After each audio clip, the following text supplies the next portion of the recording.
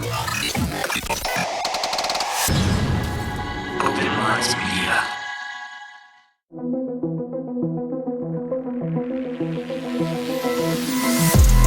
reality we live in can be a very strange place. Most of the time, fact being stranger than fiction. How will we ever start to understand this reality we live in unless we question everything? Join me and a guest as we unravel the mysteries of this reality, one topic at a time. This is Inquiries of Reality with Shayn Jones.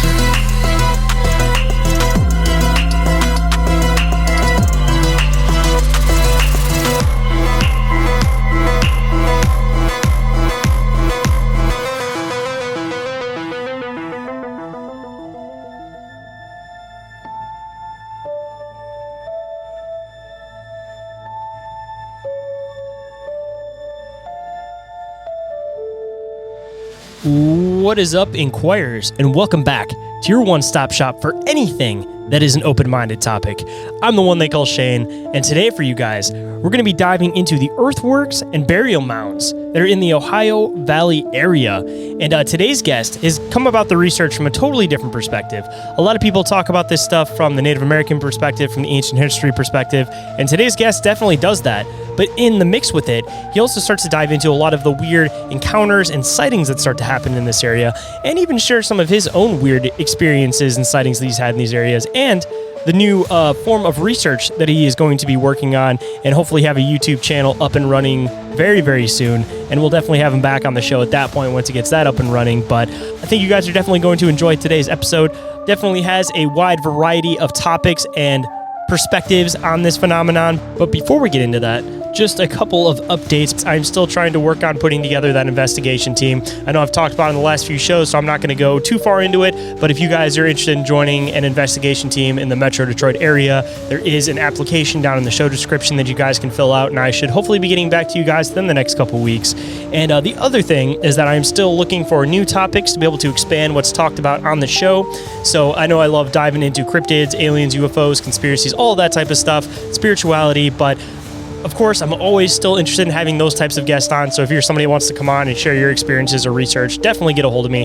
But on the other side, if you're somebody who's been a listener to the show and there's a topic or something that I haven't talked about and you might be interested in hearing it get talked about on the show, shoot me a message and I can hopefully find a guest that might be interested in talking about that.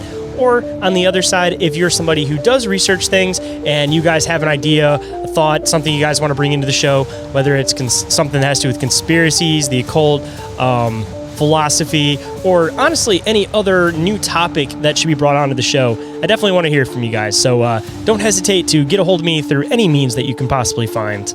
Before we get into the show, just a quick message. This podcast has a strong focus on community engagement, so I encourage all listeners to share their own experiences and research on the show. That said, if anyone would like to be a guest on the show, or if you have an encounter or experience that you'd like to share on the show or possibly have me investigate, you guys can email me at inquiriesallrealitypodcast@outlook.com, or you guys can get a hold of me through the hotline. You guys can text, call, or leave a voicemail over there, and that number is 313-364-1551. And every single thing that I mention is all available in the link tree, which is available down in the show description.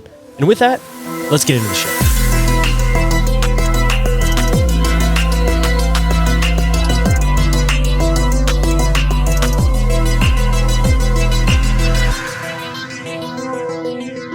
Please welcome to the show, man of many titles, author, researcher, investigator, and many more. Please welcome to the show, Fritz Zimmerman. How's it going today?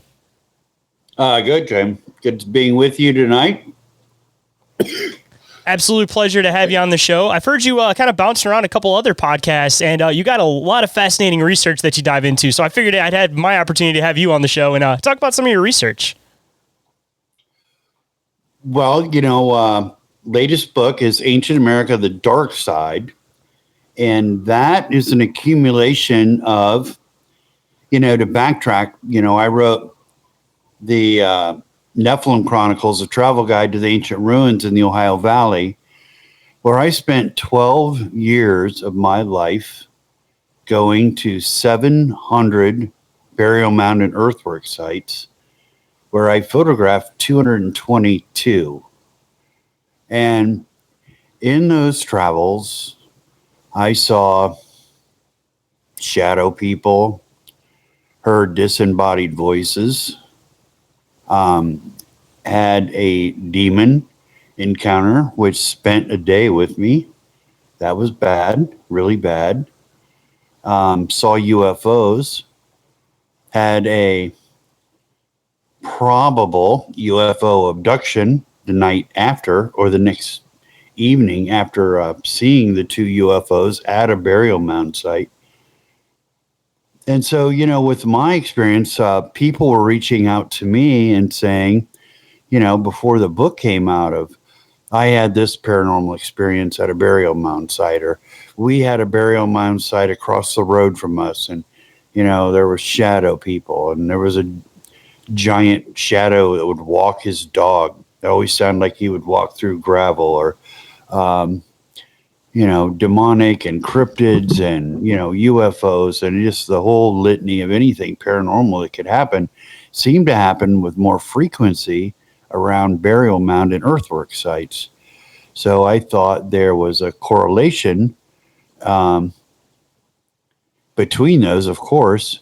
And then that's all documented in Ancient America, the Dark Side. So these people's stories of what they, witnessed at these mound sites. So it's pretty intriguing. And just, to hear their stories and, the best of any paranormal show that you'll ever watch. So I don't know exactly where you want to start with it. I want to dive into some of these bizarre experiences that you and others have had at these different sites, but I don't know if you want to start with your kind of belief on the sites, what you think they might actually be and the connection is, or if you want to start with the experiences. I guess kind of wherever you think it'll kind of work out a little bit better. Well, I can tell you a little bit about, what other people experienced. And, one that was good. Well, one I was just reading this evening because I was just at this site, and it's the Roberts Mound over by Glenford Fort, where we're going in 10 days, a week after this next weekend. But it's a girl, and she talked about this shadow person, that would walk by her house. And there's a school down there, an old school. I think it was built in around 1850. And she was talking about, how haunted this school was because across the road was a burial mound, and they used the clay from the burial mound to make the bricks to build the school. And so now the school, I guess, for years was just haunted. And I was just there. I was there last weekend. Had a heck of a time finding it. I thought it was a different schoolhouse, but this was right across the street in the Roberts Mound, 30-foot mound still across the road from this. And there's the old schoolhouse. They've sited it, and people are living in there now. So we were hoping somebody would be around the barnyard so we could flag them down to ask them a few questions, but that wasn't the case. Of course, it being like 19 degrees that afternoon probably didn't help. But, it was, hearing her stories, but then to actually go there. And, I was telling Jennifer, I was like, she had to live here. She's like, down this road. This must have been, all the things that she saw was right here. So that was the first, one that I'd gone and I'd kind of followed up on one of the stories. But, it was the same thing. I mean, disembodied voices, shadow people, some little girl that they see around there, and, just a number of stories of just this whole area being haunted. And, I'm going to follow up on any of that I can, if I can, pinpoint exactly where they are. In the book, I certainly am not going to give away addresses or anything like that. And, I really didn't want to know. So just know that they lived, close to this burial mound, and I know where the burial mounds are, but, their actual address, I didn't get that. So interesting. But, a site that Well, Glenford Fort, I've always believed to be haunted. I mean, this is 10 years ago or so. But there's a stone wall that goes, I mean, it's, up on a hilltop. It's perfectly flat up there. There was a 5-foot stone wall that went all the way around the perimeter of this thing. And then there is about a 15-foot stone burial mound up there. And it's just strange. It's just a really strange place where you ask yourself, it's like, was this stone wall to keep something out or to keep something in? And so it begs to be researched more, on a paranormal aspect. However, I was there about 3 years ago. L.A. Marzulli was doing a video shoot, and Ancient Paranormal, at my behest, had gone to another site, and they ended up going to Glenford, and they had the SLS, with the stick figures, and they were shooting that into the woods, and there was like 2 stick figures together, and they weren't static; they were like moving. I mean, just on the other side of where the wall would have been. And, after that, I was like, okay, now I know. I know there's things up here. And we were supposed to go there. You have to get permission to go up there. And we were supposed to go up there last weekend, and we pull up, and it's a single dude, and he's walking down the trail, to get up to where the hill is and then to go up there. But we didn't know what his deal was. These days, and I don't carry a gun or anything like that. And we didn't have any mace. We didn't have anything like, I don't know, you're with the female. It's like, I don't know, let's not take a chance. So we didn't go. So now we're just going to go back in 10 days. So hopefully, there won't be anybody up there. But, people that saw, Fort Hill, another place somewhat similar to Glenford Fort. It's a hilltop enclosure. It's all stone. The walls are serpentine. They just undulate. And I forget how long. It's like a mile around. And these walls, they're serpentine. They come around, then it kind of comes together where the 2 walls come together, where it's 2 snake heads, like, looking at one another, which forms the gateway up there. And there's 33 gateways into this. And there was a guy that I'd interviewed, and he was up there with a friend of his, and they had both seen a 8-foot shadow person. And the one guy, I guess they were both pretty shook up, but the guy that I interviewed said his friend was really shook up over it. And they got down to the car, and he waited, and he goes, yeah, I just want to ask you, what did you see? He wanted to ask him so, he could either, refute or, see what he had saw. And yes, his friend had said, 8-foot shadow person. He had originally thought maybe it was Bigfoot, but then they'd kind of dismissed that because, didn't have any fur. It was just this black mass. And what was interesting is that where they were and where they saw it is exactly where I saw the same thing. Just inside the gateway where the 2 snake heads come together, and over to the right. And, they were explaining where they were. And I was like, yeah, I was there. It's the exact same place. And I saw it the exact same place that you did. And what I saw was really tall. Wasn't necessarily large. It was kind of like elongated. But it would go behind a tree, even though the tree wasn't as wide as this thing, and it would disappear behind the tree. And I'd look, and did I just see that? And then it'd shoot out, and it would go to another tree. Again, not being as wide as it was, but when it would get to the tree, it would disappear. I don't know if it was behind the tree or if it just disappeared. But Yeah, we saw pretty much the same thing.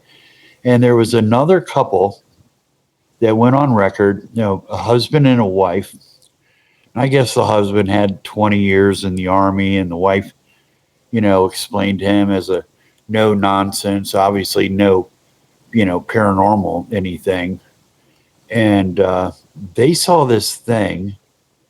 And if you can imagine your torso being chopped off about where your rib cage is, and this thing had, no upper body, but it walked backwards. It was walking backwards, kind of catty corner, like across the road, but not quite across, kind of paralleling the road. And yeah, they both freaked out about that. Even the husband, doesn't believe in any of this. Just couldn't believe what he had witnessed there at Fort Hill. So shadow people, cryptids, this place has it all. And bit of trepidation going there because of what I've already seen, and then conjuring it all up, so that could be crazy. Say, obviously these places seem to be some type of portal location, and it's a question of why. Was it a matter of these things being burial grounds and then that created some type of portal or rift, or was it already something special about the land beforehand and that's why they've chose these places as burial sites, if you kind of go by the theory that these things are burial sites? But I mean, at least especially that one where you're saying the top half of the torso was missing, that almost kind of seems almost like something passing through the veil. It kind of makes me wonder if it was they're only half able to see this thing and there was actually a top half. It's just from where it was sitting or the perspective, or maybe just however the portal location kind of works. They're only catching half of an image possibly. Well, where they saw it was, you could probably see Fort Hill from there, but they were on a road, near it. So they were within about a half a mile. Now, what's interesting is that in the book of Enoch, it talks about the giants, and it says that their spirits will be earthbound. And that is what we know as the Rephaim.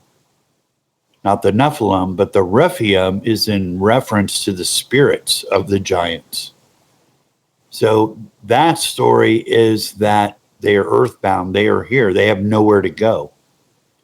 And so what I have found with, just the limited amount of experience I have now is they don't like going into the earthwork. That is ceremonial. They hang on the outside of it. Do you think it's more of a protection thing, or do you think that it's just maybe an antenna that it brings them to it, but they can't enter because it's, for lack of a better term, holy ground or something possibly? Yes. I mean, that's all I can think of is that they're attracted to it, but they can't go inside.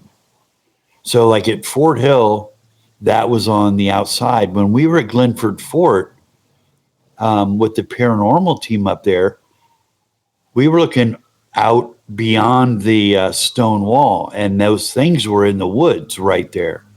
So again, they weren't on the inside, they were on the outside. Then Newark Paranormal went on our first week of an investigation. We weren't shooting or anything, but we were at the Hinge there at Newark, and nothing on the inside, nothing at all. But when we came out of the gate, all of a sudden things started lighting up. It's all right, they're not in, they're on the outside here. So that's kind of turned our, investigating of, all right, we know where they're going to be, so probably not going to be inside, but they're going to be lurking all around the outside. So I guess if one's chasing, you just got to get on the inside and wait for help. Safe zone. Hold on tight, everyone. Inquiries of Our Reality will be right back after this brief commercial break. But if you don't mind taking a second to follow Inquiries of Our Reality on Instagram and Facebook, and Open Minds Media on YouTube and TikTok, I'd greatly appreciate it. And feel free to spark up a conversation. I love getting to know you guys. And now back to the show. So at least for like the spiritual side of it, like that seems like it might be probably the most viable option. But when like cryptids and UFOs and all this other phenomenon kind of comes into the fold, like what is kind of like the explanation for that? Do you think that are they able to enter inside of these places, or are they also kind of stuck where they aren't able to enter these places? I really don't know. I was watching the Dead Files one time, and they were doing, paranormal, people are haunted, how it goes. Then Amy Allen comes in at the end, says, "Oh, well, those aren't ghosts at all. Those are aliens. Those are aliens coming to visit you." And they were like tied together. So I'm not sure. But I can tell you that in Wisconsin, we were at a burial mound site on a peninsula that kind of jutted out into some swampy ground. It's probably an ancient lake there. And there was a guy that was with us because this lady was, her grift was calling this thing the Vortex Woods. Actually, it was public land. I mean, anybody could walk up there. So you take this group of people. That's what photo that I sent you. That was me in the Vortex Woods. It's a good name. Fair. I'm going to make sure I include that in the cover art too, if anybody else wants to check it out. So after that photo, then we're taking the tour through the Vortex Woods, and we get to the end. And I'd been there, so you were at a conference, and I was speaking there, and Stanton Friedman was there, and all of his work. And there was a guy named Schmitz who'd just written a book on Area 51. And, everybody was going out. There was people showing up, probably about 35, 40 people that would pay like $20 to get this guided tour through a public park. But the public park wasn't Vortex Woods. So I had been there earlier that day because the woman who was running the conference said, there's burial mounds out there, and wanted me to go out there and either confirm or deny that that's what they were. And I said, went out, and it's like, oh yeah, these are burial mounds. So when we went out that night, we had, got towards the end and, out of the woods, and there was just a very small clearing. And out of the east, heading west, coming over Lake Michigan, we were probably about 30 miles from Lake Michigan on the west side there in Wisconsin, is this orange ball comes across the sky, and it just stops right above us. Now, what was strange is that there was no light being emanated from this bright orange light, because it was like plasma. It was red and orange, and it just kind of pulsated, and these colors mixed. And that happened for, 30 seconds. And then it slowly just started to shrink. Smaller and smaller, half, quarter, and just went poof. And, there's no ambient light there. So it's just a black sky. It was starless, cloudless night, nothing but stars, just blackness. And then about 15 seconds later, another one came across, did the exact same thing. And it's interesting because after I'd witnessed that, I'd gone on YouTube, and I was surprised of other people that not only had seen that event, but through the course of years that it was somewhat regular up there in Wisconsin. They would see these, but also in Kentucky and Arkansas, and now all the way over into Great Britain, where they described the same thing of this orange light, and it would slowly dissipate and then disappear. So there was a reporter from the Milwaukee Herald, I think. He was up there and took photographs and that. So there was one person that was legit up there that witnessed this. But the fun started the next night. So, just out of curiosity too, does this place kind of hit where the Lake Michigan Triangle is? Like, is it kind of somewhat close to the perimeter of that? Yeah, that triangle would be from where to where?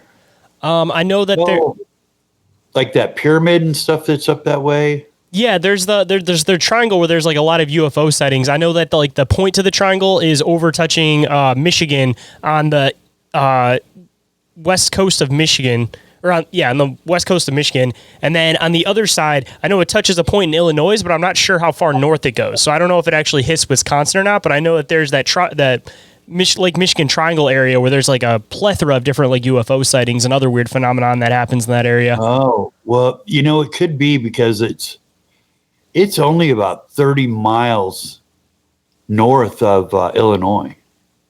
So I think it might actually hit within somewhat of like the triangle perimeter, because with a lot of these triangles, they don't necessarily go by exactly inside, but it also is kind of like a radius around the outside too. Yeah. So I'm kind of curious if it hits the area, because if you start diving into the Lake Michigan triangle, I wonder if you'd find some more sightings of people seeing more of these dissipating glowing red orbs. There was a lot of accounts. I think I found like 12. I mean, just, looking it up real quick, of just, that same thing, same people seeing the exact same thing. And so, that was strange. It was kind of fun to go back to the hotel and tell Stan Friedman about it, since that's his whole shtick. And, the next night, I was with another author from Indiana, and I'd just ridden to Wisconsin with him. And we'd gotten around Chicago, and, we were in Indiana, and we're just taking a south road to Highway 30, and 30 will take me into Fort Wayne. So we saw a sign that said 30 was 7 miles. And that is where my memory stops. And then it starts again of us being again, just the darkness of, ruralness. And, notice that. And we passed a coal burning plant, which just seemed odd. It's like, why would they have a coal burning plant so close to 30? I mean, we were right by Valparaiso. It seemed out of place. But I looked at the clock in the truck. I said, Rick, look at the clock. He's like, what? And I go, look what time it is. So it was about 12. And now it was after 2. So you lost roughly 2 hours. We lost 2 hours. Check my phone. It's 2 o'clock. He checks his phone. It's 2 o'clock. Like, how did we lose 2 hours? And we're driving. And I said, well, 30 ought to be up here. But we had driven and we ran into a State Road 114. I know where that is. It's like, there's no way 14 is before 30. It's like, we're too far south. We got to turn around. So we turn around, we go, I don't know, 14 miles back, something like that. Past the coal plant again. And just cannot explain it. So we go up the road, and eventually we get to 30. And what was crazy is, a major exchange like I-30, I mean, it's just lit like a Christmas tree. It's really bright. But not only that, was the Porter County Airport is right there. So, that sea of blue lights, from an airport. Like, Rick, I don't remember this. He's like, we didn't see this. We did not come through here. Well, we're on the same road. So we had to have. There was just no explaining it. How did we get from here, jump over 30, about 12 miles, and then we lose 2 hours? There was just no explaining it. I know that you mentioned before we started recording that you had you've been working on a bunch of different paranormal stuff, and you had some mediums and stuff that are starting to come and work with you. Have you by chance had a chance to talk to any of them about doing like a past or some type of regression, or possibly seeing if maybe they may possibly know what may have happened to you, looking at it from like the medium realm? Oh, I never really considered that. I did a show out of California, and the host asked me, she goes, well, have you considered like, regressive hypnosis? And I said, well, I don't know if I want to know. I don't know if I want to dig that up. I mean, obviously something happened. And I don't know. We weren't parked on the side of the road. We were still driving. We're just driving 2 hours later and 12 miles down the road from where we were. I don't know. That's interesting. I don't know. I'll ask Jennifer about that. I think the scarier part would be not necessarily like what happened to you, but like why it would have happened to you. Because I mean, you could definitely look at it from possibly being some type of like abduction experience. And of course, maybe those are just kind of randomly selected. But if you start kind of branching into the broader scheme of things where a lot of people kind of believe that the whole alien phenomenon is actually linked to demonic activity, then it more so brings up the question as to like, why did you see something that you weren't supposed to see? Did you have to get your like mind wiped because of this? Was it something to do with like the glowing orb that you had seen the night before? Like, there's just so many different questions, but I think the scariest part would be why would be the reason that they'd want to erase your memory for 2 hours or jump you forward in time 2 hours, kind of depending on which way you kind of view the phenomenon. Well, it's an awful strange coincidence that the night after seeing that, this other thing would occur, which just has no rational explanation. There's no way you could say, oh, well, this happened. No, it's not there. The author that I was with is, he not paranormal, not UFOs, and none of it. And he was shook up. He was really shook up because he couldn't explain it. In his mind, everything has an explanation. Couldn't explain this. And I really didn't know. I just wanted to get home. 2 hours are gone. Like, all right, enough of this. I just want to get home. Do you think that it may have been linked to the fact that you were like researching these mountains in the first place? Because you brought up the fact that, a lot of UFO activity seems to happen around these things. So clearly they have some type of interest in it. And whether or not it's maybe some type of link to somewhere else, or if it's an antenna that brings stuff in, or maybe it's something completely that we wouldn't expect. But they definitely have some type of interest in it if these things are seen around it. So, I mean, I feel like there may have been a possibility that, maybe you're getting a little bit close to something and they're kind of just trying to shake you up to stay away from that area, possibly. Well, what's interesting is that these geometric earthworks in Ohio, at Newark, Ohio, for instance, you have a circle and you have an octagon. To give you an idea of the size, within the circle and the octagon is a regulation-sized golf course. And the octagon, every one of the gateways aligns to a major lunar moonset, which is like maximum northern moonrise, minimum northern moonrise, max to the south. But anyway, bing, bing, bing. It takes 18.6 years for the moon to do its thing. But each one of those is aligned to, one of these moonrises or moonsets, I believe. So if you go there and you go to Newark, yeah, you can see, a couple of walls coming for one of the gates, but you really don't know what you're looking at. I mean, you can make out the circle. It's smaller than the octagon and the parallels that connect them.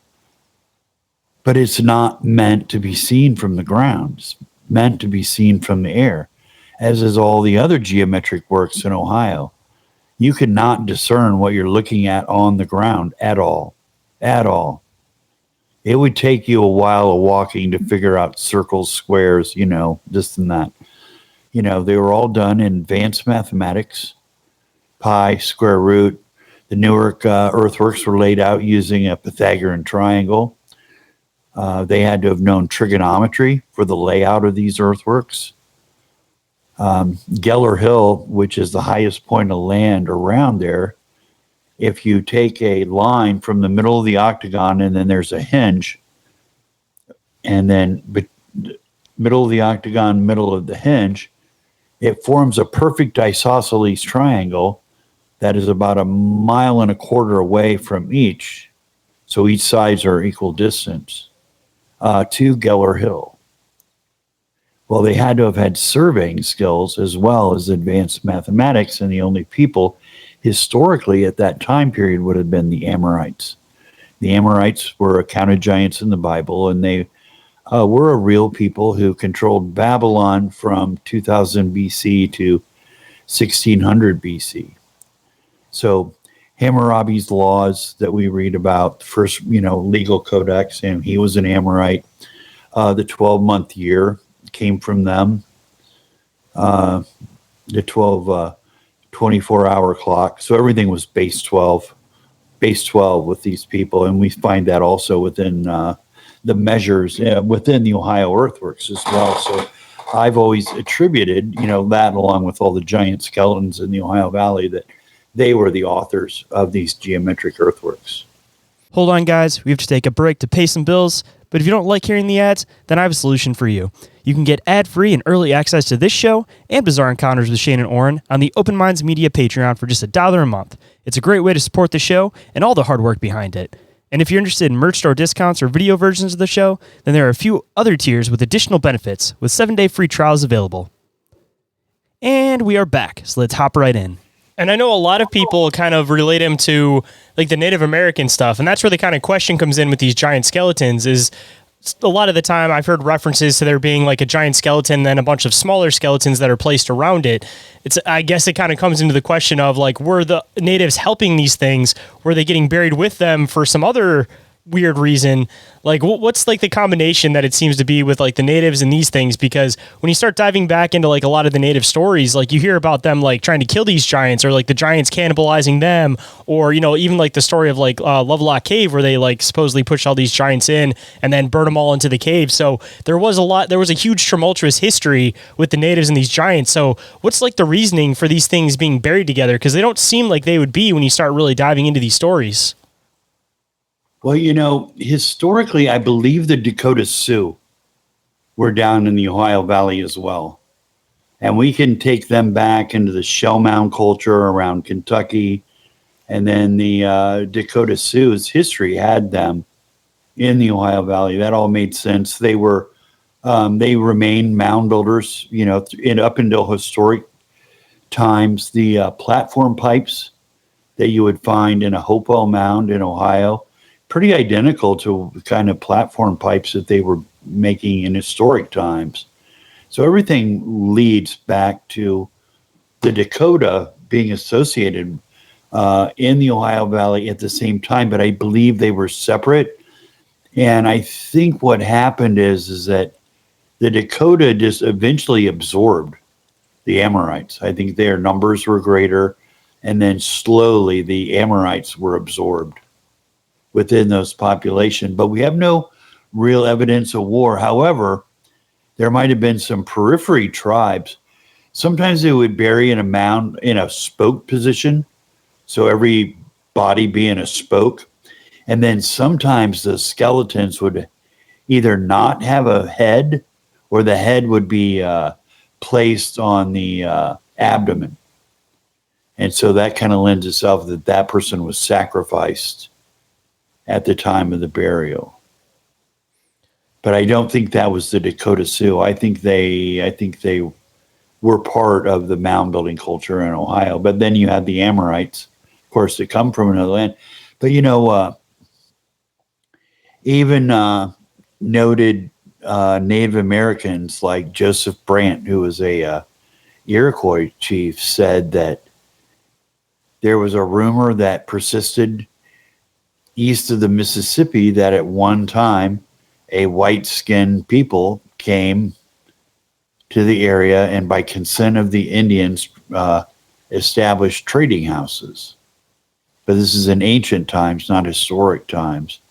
And there's, I think, in the Nephilim Chronicles, Fallen Angels in the Ohio Valley, there's like 13 different Native American legends that talks about either a tall race or a white skin race that at one time inhabited the Ohio Valley. And, that's their history. I don't think there's anything racist about, telling their history. So, the current line would be to dismiss their history because it doesn't follow current beliefs. But they believe that. The Shawnee, Chief Cornstalk said that they had not built any of the burial mounds in the Ohio Valley. They were there when they got there, and that there was a ancient people of white-skinned ancient people who had knowledge far beyond that of Native Americans. But now you go to the Serpent Mound, it says it was built by the Shawnee because there was Shawnee there in historic times, so it must be Shawnee. It really is, more against history, but now the Shawnee's like, oh yeah, we built this. But I mean, really, the serpent isn't part of their canon of religion. There's really nowhere where a serpent would have been put on that scale to have built something like that. And it's aligned to the summer solstice sunrise, which really isn't part of their, they were a lunar people. They counted moons, not the sun. And so it just kind of goes against, them building it historically with, what their religion was. But now, it's Shawnee. It would be akin to, let's say you're in Bavaria, southern Germany, and, the Romans were through there. And so you would see in Germany, you would see Roman architecture. And you'd say, well, that's Roman architecture. But an archaeologist would say, like, no, that's German. Well, it looks Roman. Well, what are you saying? That the Germans were too stupid to build something Roman? No, I'm not saying that. I'm just saying they didn't build Roman things. Romans built Roman things. So see, that's your argument. That's their argument now. Oh, well, I mean, even with, the archaeologists will admit the Pythagorean's triangle was used in the layout of the Newark earthworks. So their argument is like, well, what do you think? Native Americans were too stupid to figure out Pythagorean's theory? And it's like, well, no, but why would they? For what possible purpose would they figure out Pythagorean's triangle? So that's the argument. That's the PC argument right now.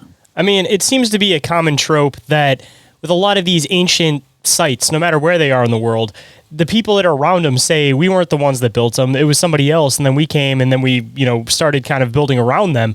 And it seems like that always seems to be this covered up idea because it seems to bring in this validity to there being like ancient people that were a lot more advanced than what we give them credit for. And that's where it kind of falls onto this double-sided thing of, is this something that is speaking straight from the Bible, that these things were actually like the biblical fallen angels that were coming and they were building these things and giving knowledge to people in the area? Or was it just simply the fact that there was an advanced culture that got wiped out at one point? But at least with like North America, I mean, it was kind of like the same fall that a lot of the South American cultures had. They talked about, these white beings that were there that showed them how to build things, showed them how to do all this stuff. So then when the white settlers or the conquistadors came over, they eventually just wiped out their entire culture because they had this wrong idea of thinking that they were like this ancient race or this god race that was coming to actually help them back out. And yeah. It seems exactly. Like, going into like all of these works, like they definitely have some type of purpose that we try to cover up and say that, oh, it's a burial site. Oh, it's this, where I'm kind of starting to believe that they may not have been intended to be a burial site at first. And that ended up being just like a second use for them after they're already there and established. I mean, maybe something ritualistic, maybe something just simply just reusing what was already in the area. But there's definitely the same remnants, it seems to be all over the world, of these ancient sites that they try to cover up, even though the people around the area say that, they didn't build them. And again, does it fall into like the biblical idea that these things were Nephilims coming down and giving people this knowledge? And that's why they're trying to cover this stuff up so much? Because, I mean, in recent times, it seems like there's this huge push against specifically like Christian views and Christianity. So I feel like it's kind of starting to get to a point where people are starting to discover all this stuff. So maybe they're trying to repress it back on the other side because they know that they're almost at the point where they can prove these giant races and these Nephilim type beings now. Yes, because, archaeologists, university, they all have an agenda. And their agenda is everything was a Native American. Anything that would refute that they're Native American is racist. So it's not scientific. It's not scientific at all. This is the paradigm. If you're an archaeologist, you want to go against that, you're censored. If you're censored, you're not published. If you're not published, you perish. That's the game they play. But it has nothing to do with the truth. It's only now in the last 10 years or so that, that is starting to break up. And people are starting to realize, that what they've been told about American history isn't true. And there's no evidence of that either, that, some of this was Native American. I mean, some of it was, of course, but not all of it. That's all I'm saying, not all of it. And that would generally, point to the earthworks, the sacred geometer's art was to square a circle. So we're talking sacred geometry. But if you could square a circle, so if you could have a square and a circle of equal areas, it was meant to conjure spirits. I mean, there was all sorts of things that you would do. Well, of the circle and the octagon, if you put a square within the octagon, that square is the same area as the large hinge. And then opposite of the hinge is a square earthwork. The square is 925 feet per side. So the sum total of the size is 3,700 feet, which happens to be the circumference of the large hinge.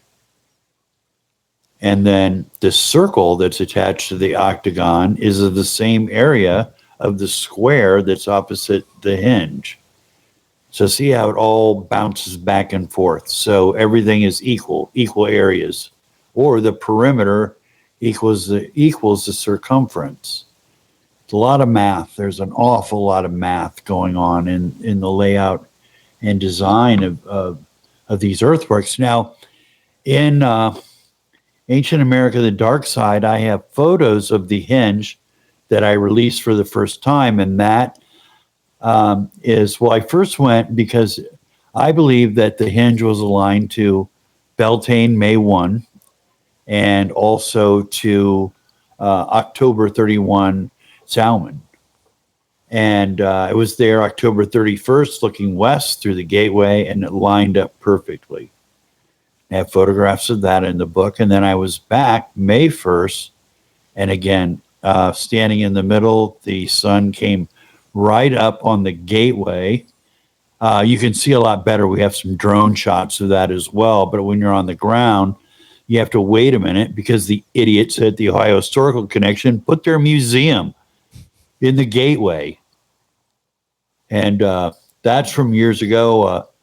Leper, who's the head there, he's like, well, I was at the gateway on summer solstice, and it wasn't even close. And the guy only lives like 10 miles away, and it's like, well, it was not lined to June 21st. It's lined to May 1st. But that was his take. Well, I went out there, on this day, and it didn't line up. So, well, must not have a solar orientation. If Brad Lepper was out there on June 21st and nothing lined up, let's build a museum on the gateway.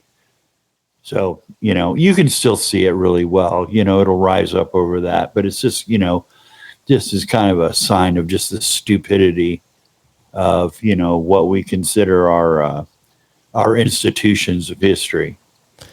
I mean, even just the possibility of purposefully trying to make sure people can't research this stuff properly. Because I've heard like endless stories of people going down to the serpent mounds and trying to like record stuff, trying to get it at certain times a year. And it seems like those people that run that place are very resilient of anybody doing any type of, I guess you could say, alternative research on that particular site. Because I know there's even something that there's supposed to be a particular shadow that happens up near the head of it. And they ended up like putting in a bunch of trees in that area so that you can't actually see like the shadow it's supposed to make. Like, I feel like a lot of these institutes, again, it's not even necessarily a matter of like some grand government conspiracy, but rather just trying to make it so that people may not be able to research the actual history very well. They pretty much can just go off the narrative that they teach at that particular site, and if you go against that, then they don't want you on the site at all. Oh yeah, they're drinking the Kool-Aid down there, big time. What's crazy down there is the last few times that I've been there, I was with Marzulli on one of his video shoots, and there were witches there. There were covens, and they were doing some sort of chant or something. And Marzulli has in one of his In Search of the Nephilim series, there's this woman, and there's a bunch of people, and I don't know if they were for June 21st or whatever, but she's in a group of people. I don't know, it's like 15 people, and there's something that just cold cocks her, just bam. You see her head snap, and she goes down. And he has another. It was really done. It was, it had really good graphics. It's this guy. Now, it was wintertime, snowing, and why this guy did it, but he was walking on the serpent, and something just cold cocked him, knocked him to the ground, but then it wouldn't let him back up. So he came to and tried to get up, wouldn't let him up. I don't know, he was there for like an hour or something. It was cold. He really thought this could be it. I could just freeze to death out here, but whatever was there wasn't going to allow him up. So I think there's some really crazy things, but they don't want that to get out. And they certainly don't want paranormal people there. But they're coming. They're going to make their way out there. See, I mean, even the whole idea that there's all these like serpent shaped things, it seems like it kind of plays into the whole biblical concept about there being like, the serpent in the garden. Because I know a lot of people have theorized about the whole idea about the Garden of Eden potentially at some point have been in North America. And I mean, I don't know where the validity or research is to that, but I mean, maybe that could be why there's all this like serpent imagery in the North America is due to the fact that maybe it is maybe one of the real location of the Garden of Eden. Well, yeah, serpents, are everywhere. I mean, they have the serpent mound, but, I talked about Fort Hill was a serpent. Rentschler Forest is a serpent. There's serpents everywhere. Almost every earthwork, major earthwork has some sort of serpentine aspect. That in the high grounds or the high places where there were altars. The Bible talks about that. Stone circles are in the Bible, pillars of stone. Actually, if you go to the bottom of the serpent mound, the pillar is still down there. There was a stone monolith that stood in that egg. And that probably was to throw a shadow over the serpent head or into the serpent's mouth or something like that. But it's certainly more megalithic-ish than Native American. What's weird about that was like 150 years ago, there were what bird is it? There was just millions of them, pigeons, like carrier pigeons. There was just millions of these things that would fly around, and they'd go south or wherever they did. But at one time, there'd just be millions of these things in the sky. But when they would get to the serpent mound, there is some kind of metal iridium or something like that. And it throws off that little gyro in their little brain, and they don't know where to go. And they said these millions would just circle around the serpent mound, trying to find a way out because their navigation system was messed up. And I interviewed a guy, and he saw balls of light. I guess there's a campground right there on the other side of the serpent. I've never been there, but there's a company. He said he was there, and he said that these lights, real low, flew right over their campsite, and they went and saw that they were heading towards the serpent mound right there. And he said, well, they were going to the serpent mound. And he said it wasn't like 15 minutes later, there was two helicopters, Army helicopters that were circling the Serpent Mound. And it's not too far away from Wright-Patterson. That's probably where they came from. So whether they spotted those UFOs and then sent those choppers out to investigate it. So there's another, and then Seat Mound, there was a UFO that came over the top of that. So yeah, there is some evidence that UFOs are tied to these mound sites. I mean, even going back into like Native American folklore too, they always talk about these people that came from the sky. So, I mean, whether or not these things were actually built by the natives, I mean, that's clearly up for debate, but there's definitely a background of there being these things that came from the sky, regardless of who was in the area.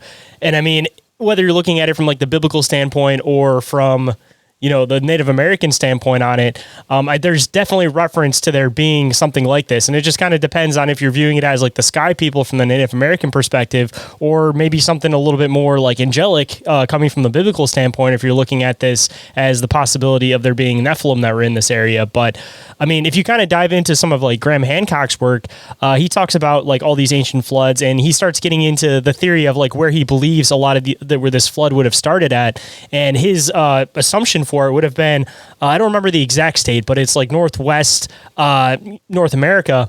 And I mean, if that is the case, that was the place where the flood started, I mean, maybe there was a reason why the flood started there. I mean, whether you're looking at it from the scientific point or the biblical standpoint, I mean, if there was all these Nephilim type beings that were living in North America, of course, that would be the perfect spot to try to flood all of these things out. And in turn from that, my other question that I was going to kind of rise in and ask you about is with these sites, the ones that you've checked out, at least, I know that most of them are like basically just like a mound and buried, but actually being able to check inside of these things, do you think that it's possible that maybe if that flood theory is true, that you may not even be looking at these full sites to begin with, and they may have been partially destroyed, and you're actually just looking at remnants of what's left of these sites? No, I don't think the dates match. I think about the earliest we could go in the Ohio Valley and mounds, maybe 1000 BC. And I think the flood would be, 8,000 BC, 10,000 BC. So I think it would be post-flood. Of course, the Bible references that in Genesis 6:4. It says, there were giants in those days and also after that, referring before and after the flood. So I think there was a flood that killed many of the giants, but then they re-arose after the flood. Some say it was through the bloodline of one of Noah's wives, possibly. And she had the Nephilim bloodline. No, so I mean, before and after the flood, and I've not read Hancock, but I think we're talking about an earlier time period than what we're dealing with in the Ohio Valley, because any kind of flooding would have certainly destroyed these earthworks. They've held together really well through time just because of how they were built, which is amazing. Using stone and clay, and they really made them erosion proof. But yeah, I mean, that's certainly possible. And I think, the Nephilim narrative, carries both before and after the flood. Not to say that flood didn't occur in North America. I mean, that very well could be the case. I just don't think it's in the time frame of, what's being built in the Ohio Valley.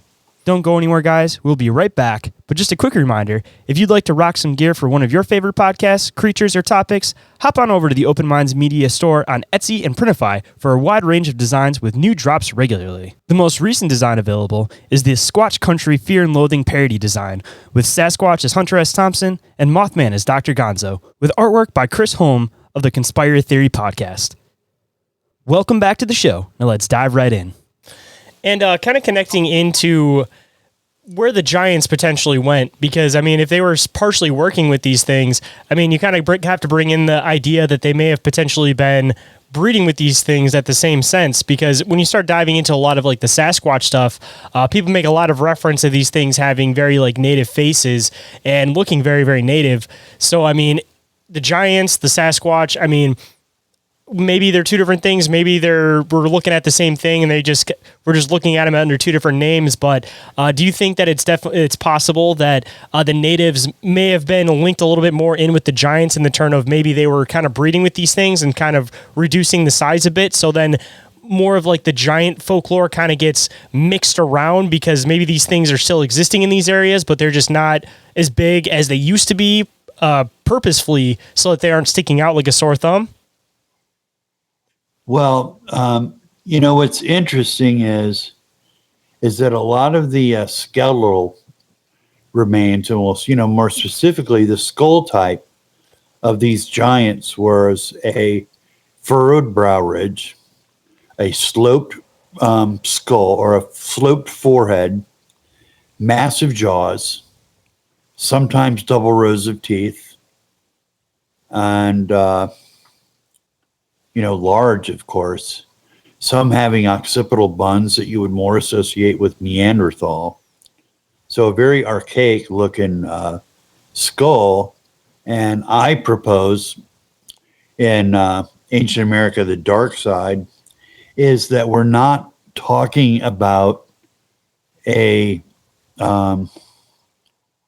group of men from a country or anything. What we're talking about is a different species of men, which would go more in line that these were a hybrid race. So when the Bible says, this was angels mating with women, the end result of something like that would be, a different species of man. So I believe that's what we're talking about. We're talking about not a race of people, of white, black, Chinese, whatever. We're talking about a different species altogether. And there's that. And then the reason that all of this ended, there's a guy that wrote, and I can't think of the author's name, but it's 535 AD, I believe is the name of his book. And he proposes that in 535 AD, Krakatoa blew again. And it created a nuclear winter basically for like 5 years. But whoever was building Teotihuacan, that ended. The Mayans ended. The Romans ended. There was a couple other civilizations right around that time, and everything ended right at 535. And we can't really date anything in the Ohio Valley past about 500 AD. So very good chance that that's just what ended it. So it wasn't a slow death. It was a fast death. That may have only taken a couple of years where people were starving and, you had a larger population where now with, reduced food supply that people just succumbed to starvation. And then do you think that that's like when they started burying them in the mounds was after they started kind of coming to this point where they were all starting to suffocate and die and not have any food left? No, that was part of their religion all along. See, the burial mound was a portal that connected the living with the dead, and they were into ancestral worship. So what would happen is that you would have a charnel house. So you would bring the articulated bones of your ancestors that had been sitting out and birds had probably pecked those bones clean. Then you would take them to this charnel house and they would sit in there. And for some reason, at some point in time, they would burn it and cremate the bodies. And then they would put a layer of earth down. They build another charnel house.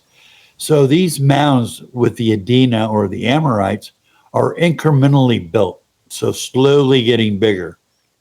So there would be cremated remains, and then they would have probably full skeletons in there. Some of those might be in a log tomb, stone tomb, arch tomb, all sorts of things.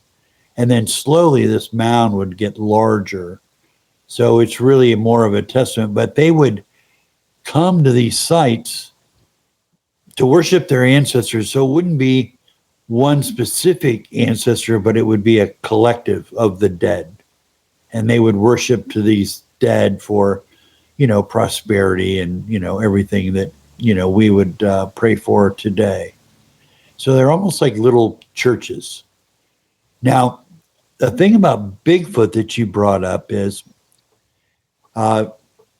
in the book of Enoch, it also brings this up.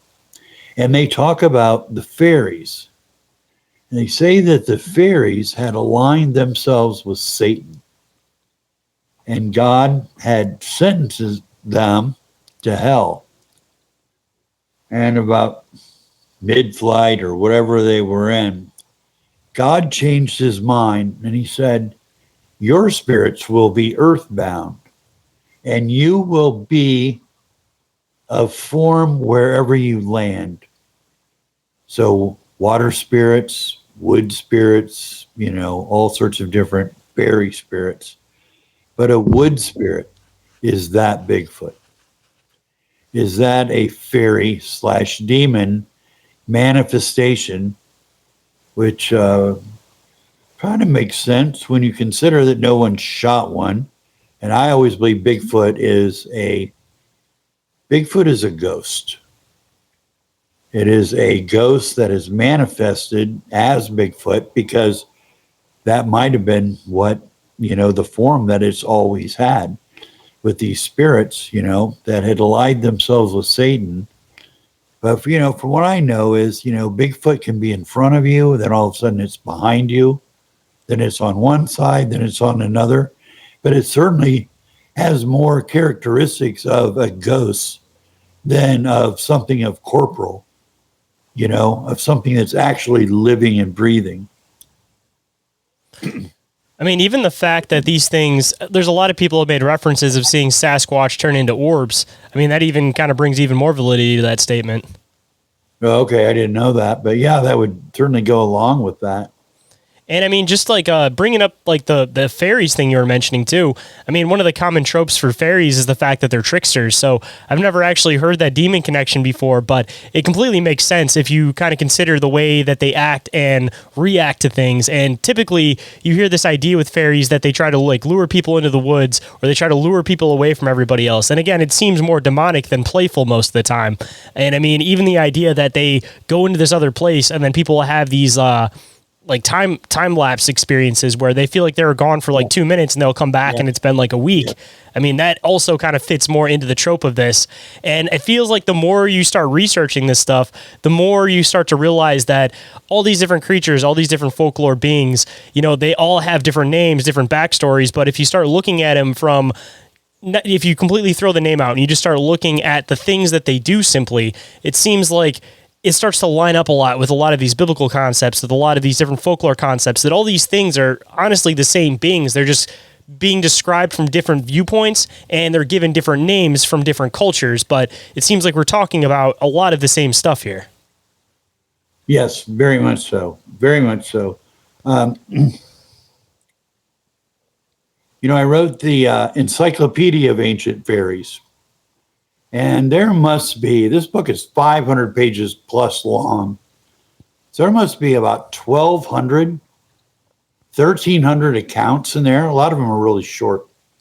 Not a whole lot of long ones, short, but it's people's stories from Ireland and Great Britain, Iceland, Germany, I mean, all over Europe, North America, fairy encounters, and they don't end up well. I would say you have a 99% chance with a fairy encounter if it's going to end badly. And they're known for stealing children. That was their big thing, stealing children. Or they would change children. Or they would appear as changelings. So they would take your kid and you would come in and have this monster fairy that had taken his place. That happened a lot. And a lot of people are describing that.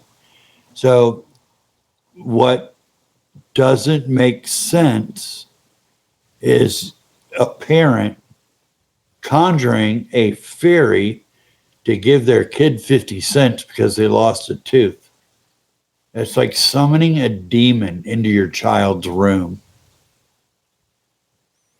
I mean, just the invocation of a fairy, even though, it's mom and dad putting the dollar or whatever kids get now, Still they're invoking it. They're invoking a fairy demon to come into their kid's room, completely ignorant of what they're doing. But, it's not Tinkerbell. It's not a good thing. I mean, you talk about how No. much stuff is hidden in plain sight. And I mean, it seems like, again, you go into the fairy stuff, you go into the demon stuff, and you even go into the alien stuff, and it all seems to kind of line up. And the other weird part about it is, I don't know if you've actually ever found anything in any of these fairy cases, but with a lot of the UFO stuff, there's a lot of people that will pray out to God or call out to Jesus, and these things will stop and go away. So I'm kind of curious if the same would be said for a lot of this fairy stuff, that, if you call out to the right name, if it's just going to go away. And it's a matter of, again, all these things are the same thing. It's just different variations or subcategories of the same thing. So in turn, we separate them and think that they're all totally different things, but they're all the same category, just maybe different subcategories of the same thing. Yes, exactly. Exactly. They're all of the same root. So there you have different manifestations, but yeah, they're all the same. Now, the UFO thing, that's, man, I don't know. I have not figured that out. I mean, that could have some demonic association. I'm not sure how, but yeah, I mean, that's possible, I guess. I mean, there's some people that theorize that, at least with the Greys or certain types of extraterrestrials, if you can even call them that, depending on the theory that you're kind of looking at it from, that they seem like they're more drone-like they're almost like biological drones. And I mean, if you get into the whole idea with demons being disembodied, disembodied beings, then that it makes sense that maybe these things are piloting another physical vessel that they were able to create so that they can exist within this physical realm and be able to interact with things physically. But I mean, there's a lot of people that theorize that these extraterrestrials aren't actually coming from anywhere in space, anything like that. They might be coming from another place, another reality, or they're actually coming from here. And it's just a matter of they're coming from under the surface or from under the water, and they're actually something that is physically here with us. Yes, right. They're just here. They're not. And they've always been here. They've been here for thousands of years. They're not flying in just, to freak me out in Wisconsin and on their way 20 light years or 100 light years home. They're just here. I mean, almost like they're like the Nephilim, where they've just been sentenced to be earthbound. And so maybe 1,000 years to them is like a week or something. I don't know. And they're just here. But that would make more sense, that they just always have been here. Maybe manipulating genetic structures, opening up portals, to allow fairies and, all this other, and Bigfoot and different things to happen. It's a vast concept of ideas. I mean, that's kind of something to think about, though, is that if these things come and they interact with all of these different earthwork sites, when you start getting into, I'm sure you've dived into this a lot with the whole idea between vibration and frequency playing a role in making things activate. So it kind of makes you wonder if maybe these things coming to these sites are actually what's activating them using a pitch or a frequency, considering that you have to look at these things from above to really understand the perspective of these things. Maybe they're intended to be viewed, again, from above and be activated from above. And in turn, these UFOs coming to these sites are actually activating something that's causing all this weird phenomenon to happen in these areas. Yes. I mean, that could be all, yeah. I mean, it would appear to be tied together. Why else would you build something that is just completely not visible from the ground? And you're using advanced mathematics to lay this thing out in the first place. But it's certainly not that concept of a church where you go in, you see all the amounts of gold, and it's supposed to all the, the little people of the grandeur of it all. But here you don't get that, because you'd walk up, you have no concept of what this thing looks like. You would have no idea. So that part of, the church or, the flock, I mean, it just wasn't meant for normal people to come in and see. It was just meant for something else. Marzulli always says what? Something of the prince and the power of the air. Ephesians, something like that. The prince of the power of the air, which is a reference to Satan. And I think, yeah, we were at Fort Ancient, and there was an alignment with Draco, the serpent. And Draco was, somehow aligned with Fort Ancient. And he said, yeah, that all goes together, of that biblical verse, and why the serpent was important to the mound builders, because it was satanic in nature. That's his theory. I find it interesting. I don't know if I believe it, but it's certainly an interesting theory. Something to think about too. Usually when you dive into a lot of the occult stuff, like the snake is supposed to represent like wisdom and knowledge. Maybe it's a matter of them trying to like pay homage to this serpent or this other being that came and gave them knowledge. It's not necessarily that it's, something that's only supposed to be, well, I guess only viewed from above, but it's supposed to be some type of like ritualistic thing that's basically, saying that the serpent gave us knowledge. So here's an image of a serpent to show respect for the serpent. Yes. And then, the solar aspect of the serpent, the serpent mountain line to June 21st. And what is June 21st? It's the longest day of the year. It's that day where the serpent has the most power, because it's the longest day. And so it's aligned with that. And, that goes back, to Egypt and all that of, serpents being associated with the sun, and it seems to replicate that in the Ohio Valley as well. So, yes, I think it was more of a, like you said, a homage to the serpent. Hold that thought. We'll be right back after this brief commercial break.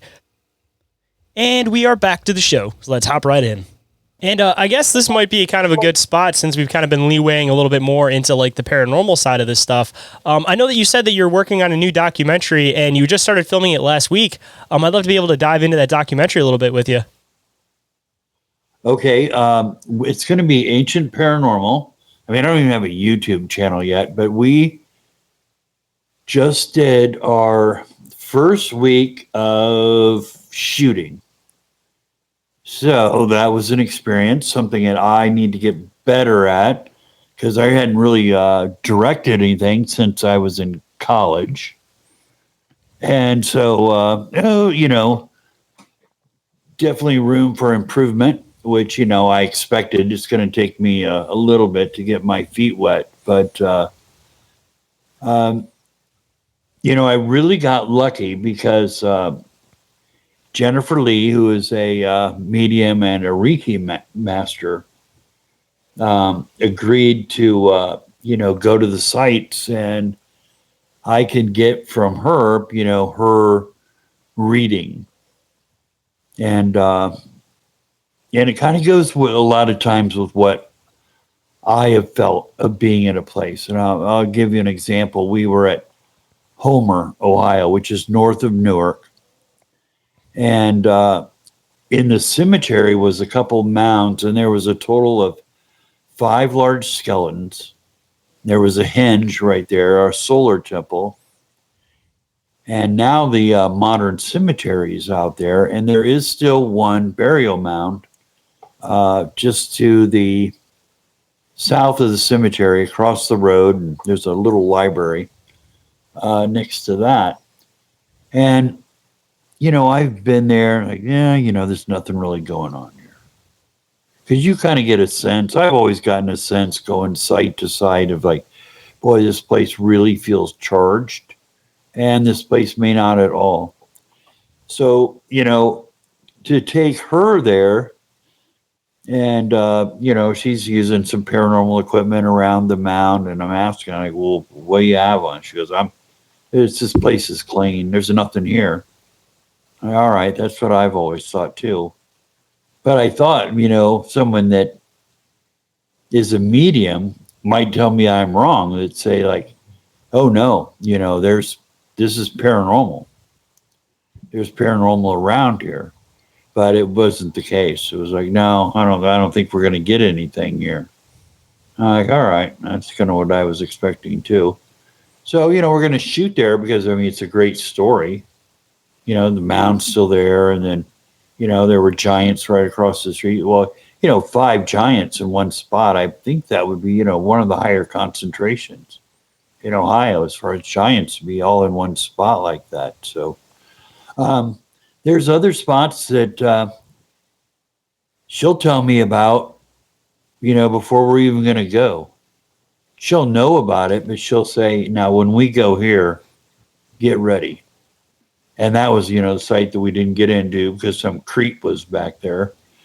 And, we're going to do that next time. But so it's interesting to have that. It'll be a different perspective because there's not a whole lot of mediums that are going and doing paranormal work. They'll come in and, kind of decipher a site. There'll be a team. They'll get, a minute of airtime. And that'll be about it. So it's going to be interesting. And oh my gosh, I've just bought every piece of paranormal equipment I can get my hands on. I got a RIM pod. I got an SLS. I got a voice recorder that deciphers 160 languages. So if these are Amorites, it's going to come out Hebrew. So I got a voice translator. So if it goes to that voice recorder and it's Hebrew, it'll translate it. So we got voice recorders, we got the Hebrew thing, we got the RIM pod. What else do we have? I guess those are the main things. I'm sure I'm forgetting something. But then we have Jennifer, and we'll get her take on that. But yeah, I just bought everything. Anything paranormal. If I saw a show they were using something, like, all right, I'll get one of those. Better to be over-prepared than under-prepared. Yes, except for an ovulus. And that is the word generator. Because my belief was that, well, if they're speaking another language, are they going to know English? And I'm a little suspect, when I see those shows and it's like, it's our belief that spirits can manipulate this 5,000 word dictionary and come out with a word. And it's like, wow, that's a tall order. You got a spirit into machine grabbing a digital image. Like, I don't know. I'm just not buying it. I know now the RIM pod is electromagnetic and it gets temperature. So when we were at Geller Hill last week, we were getting temperature fluctuations, and it was 22 degrees when we were up there. So that was going off, and I went and tried. I said, what's that doing? She goes, there's a temperature fluctuation. It's like, it's getting colder or what, or maybe warmer. I don't know. But electromagnetic field, that's different. So we have that, and then I have, what is it? It's sitting on my table out here. I'm supposed to take that with me when I leave. I'm going to be measuring it. Oh, it's my EMF. Well, it's another EMF meter. So I'm going to take that out, and I'm going to EMF light poles and the coffee shop. But I need a kind of a base reading of like what everything is. Like just being outside, being inside, what's your TV, what's your fridge, what's your toaster, what's the light pole on the way there? Am I getting anything out of a building being, on the sidewalk 15 feet away? Just so I know that if this thing goes off during an investigation and be like, well, this is low, or, oh my gosh, that's refrigerator high. And here we are in the, the middle of nowhere where there's no electricity. So yeah, I have everything at our disposal to, I don't know, find something. The SLS, that's pretty exciting when you get those stick figures. So we did get one at Geller. So you'll have to keep me updated on all that stuff if you end up picking something up, because I feel like it's a matter of if you stay consistent enough, you'll probably end up picking something up, because there's so much weirdness around these places that either one, it's purposefully not trying to get picked up, or it's a matter of just being in the right spot at the right time and you'll hopefully catch something. Yes, exactly. And I mean, it kind of makes, you're there, and if you don't get anything, then you go back. Because maybe the second time you will. So I think because you go to a site and you didn't get any real good evidence, I mean, it doesn't mean that it's not there.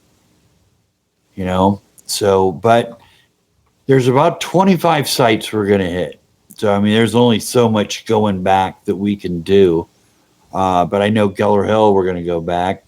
Part of that's my bad.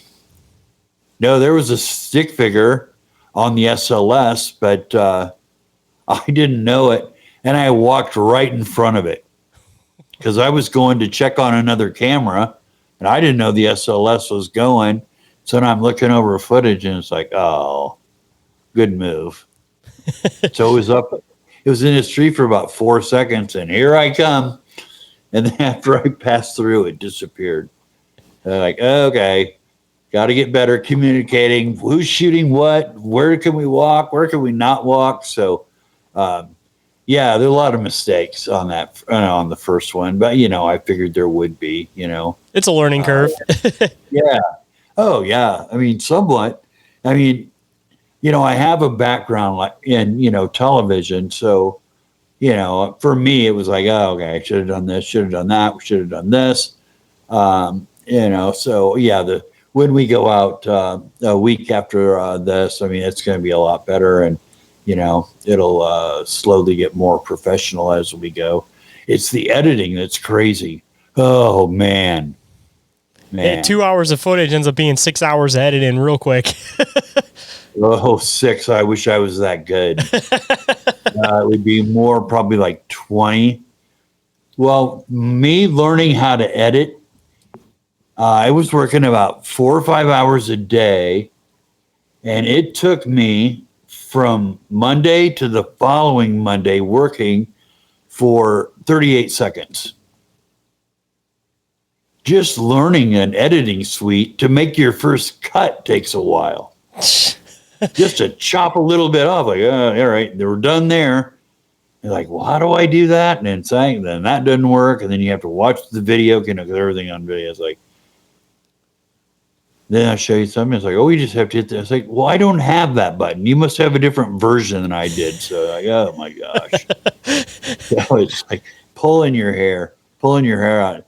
I may have some kid, he's in college, and I was telling him about editing nightmares. And he's like, well, I do that in school. I'm like, well, I think you're about ready to do it professionally, because he gave me his price he'd charge him. It's like, yeah, I'll rough cut it, and I'll hand it to you, and you make it look pretty.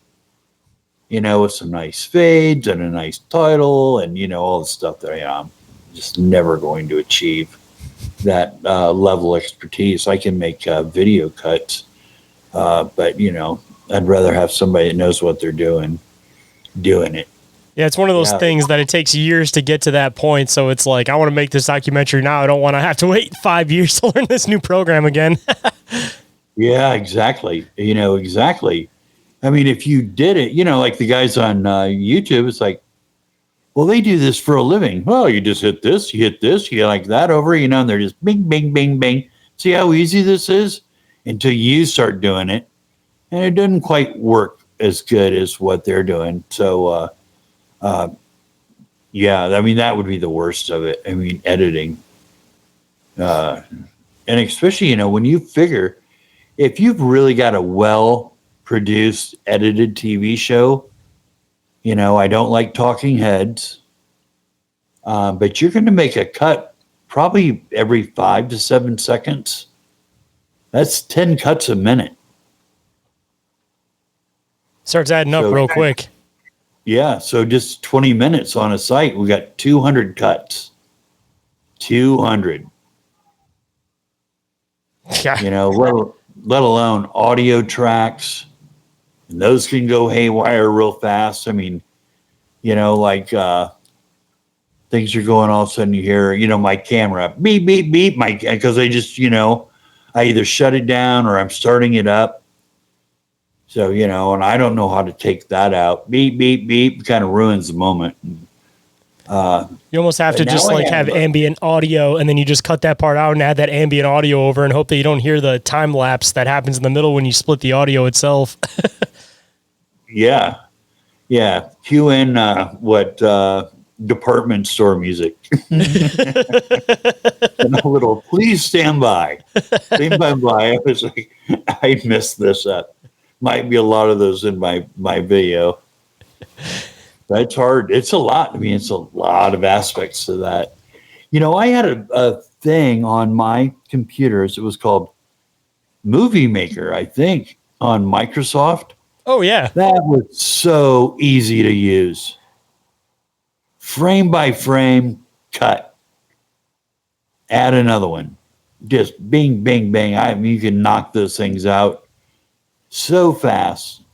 But now it's not there. Well, now you have to go through this crazy thing and Microsoft and passwords. And every time I go through that, there was an error.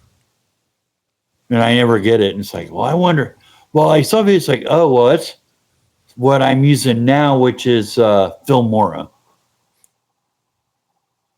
So when I got done with my 38-second video, I found that if I don't want a watermark on it, I have to pay them $80. Ooh, that's where they always get you, is with those watermarks. Yeah, but now they have me hostage, though. I have a whole week vested into that 38 seconds. I ain't giving it up. And I'm certainly not going to use another editing suite. I'm just, only to the point of being half confused with Filmora. Now just like starting all over again. So we got a lot of sites to go to, and I just think it's a new page in paranormal. We're not going to the old folks' home. We're not going, to all the different, places they go. I mean, this is just so different, but so ripe with legend of demons and, all that goes with that.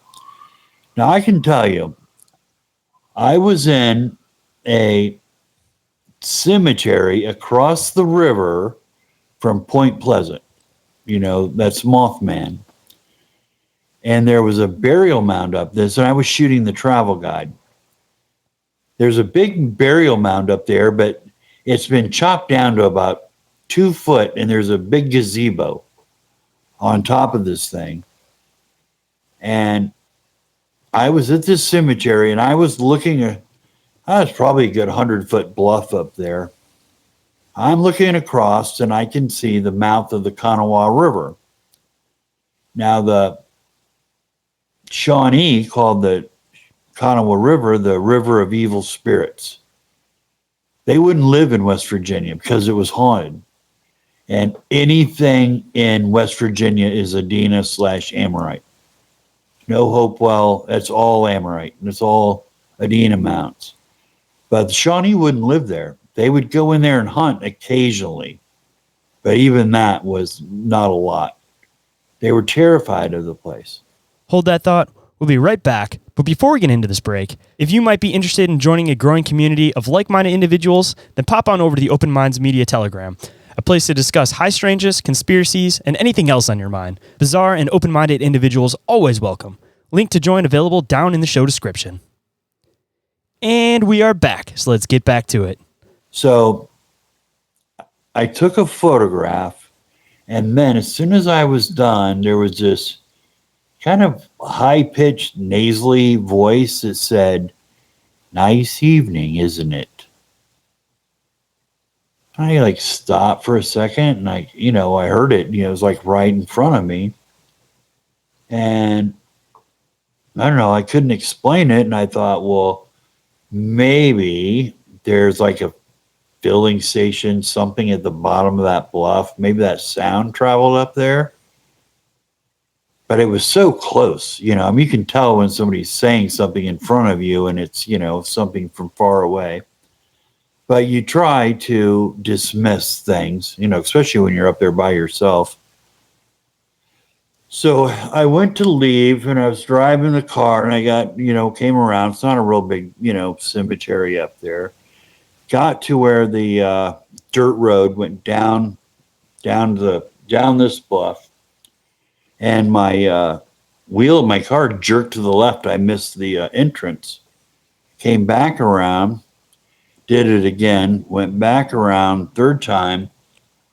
I opened my car door, stuck my left foot on the ground, and I walked that car 2 foot at a time until that thing was pointed down the hill. But then whatever was up there went with me. I thought there was something in my back seat. I must have looked in my rearview mirror 1,000 times.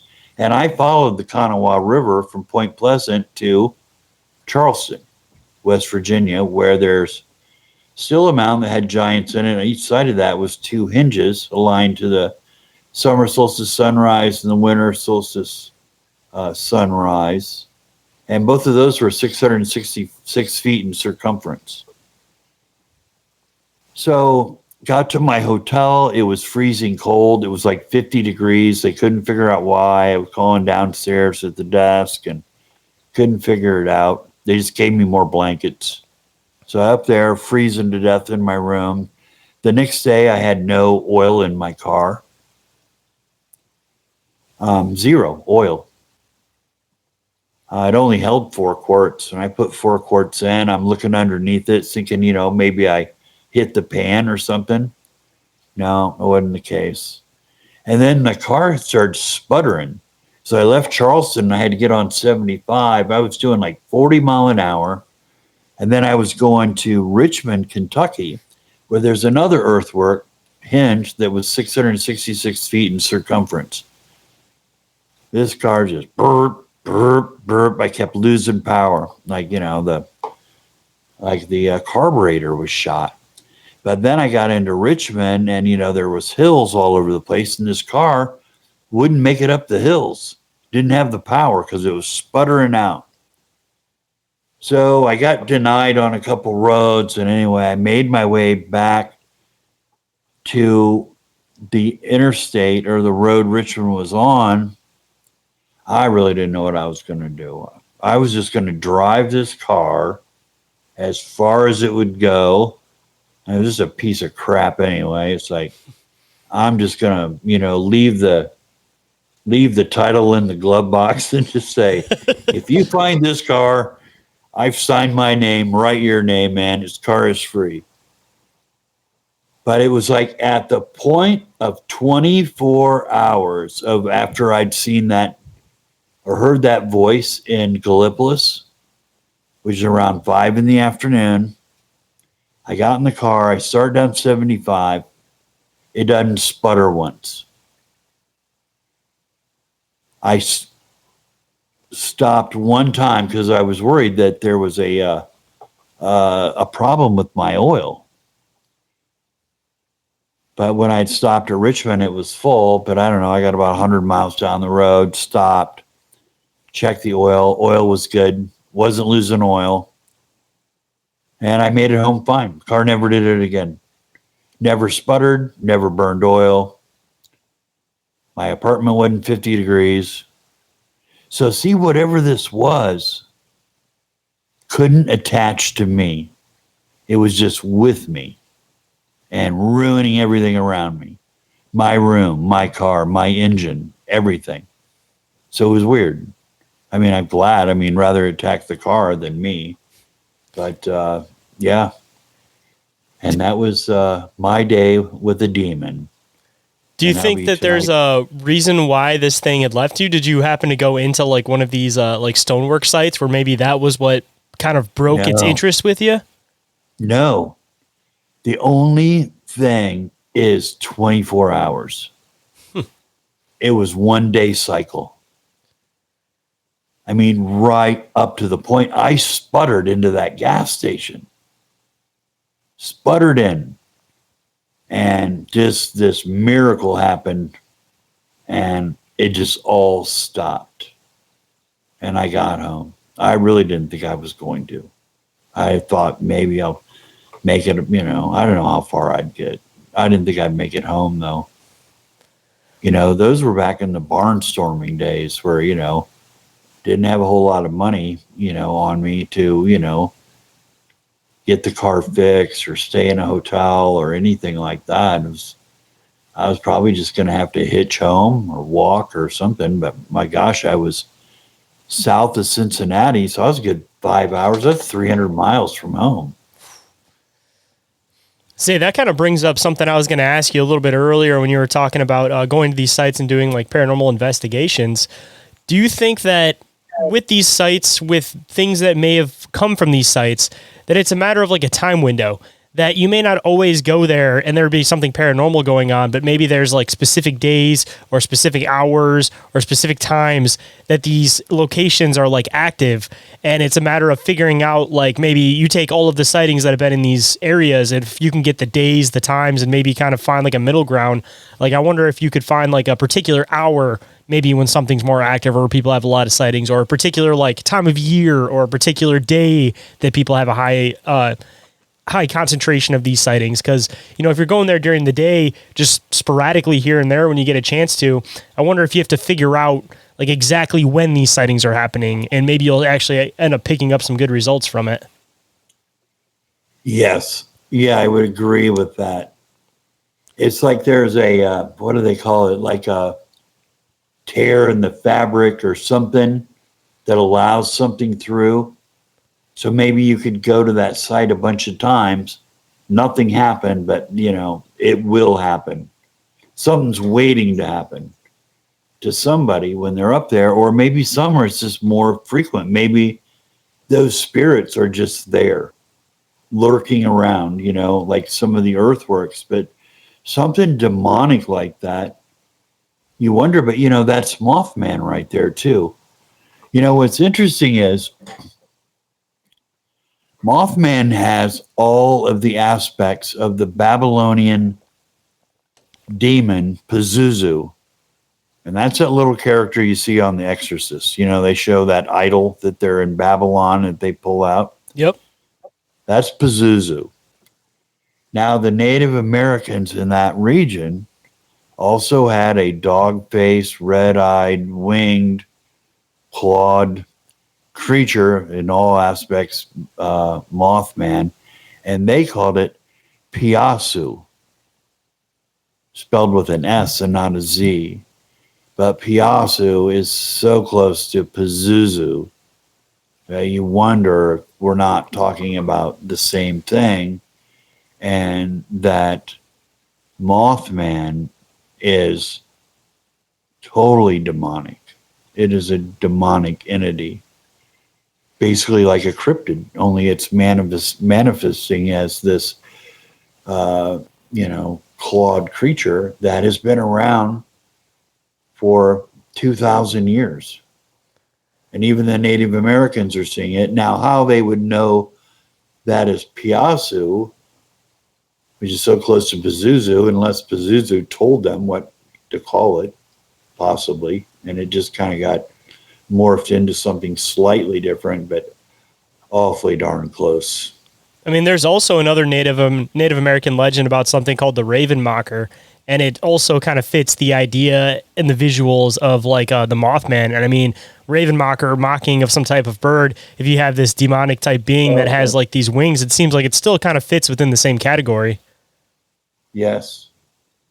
Yeah, I mean, all of those, I don't know, you put that in the cryptid category of just kind of weird manifestations of things. I don't know, it's a crazy question.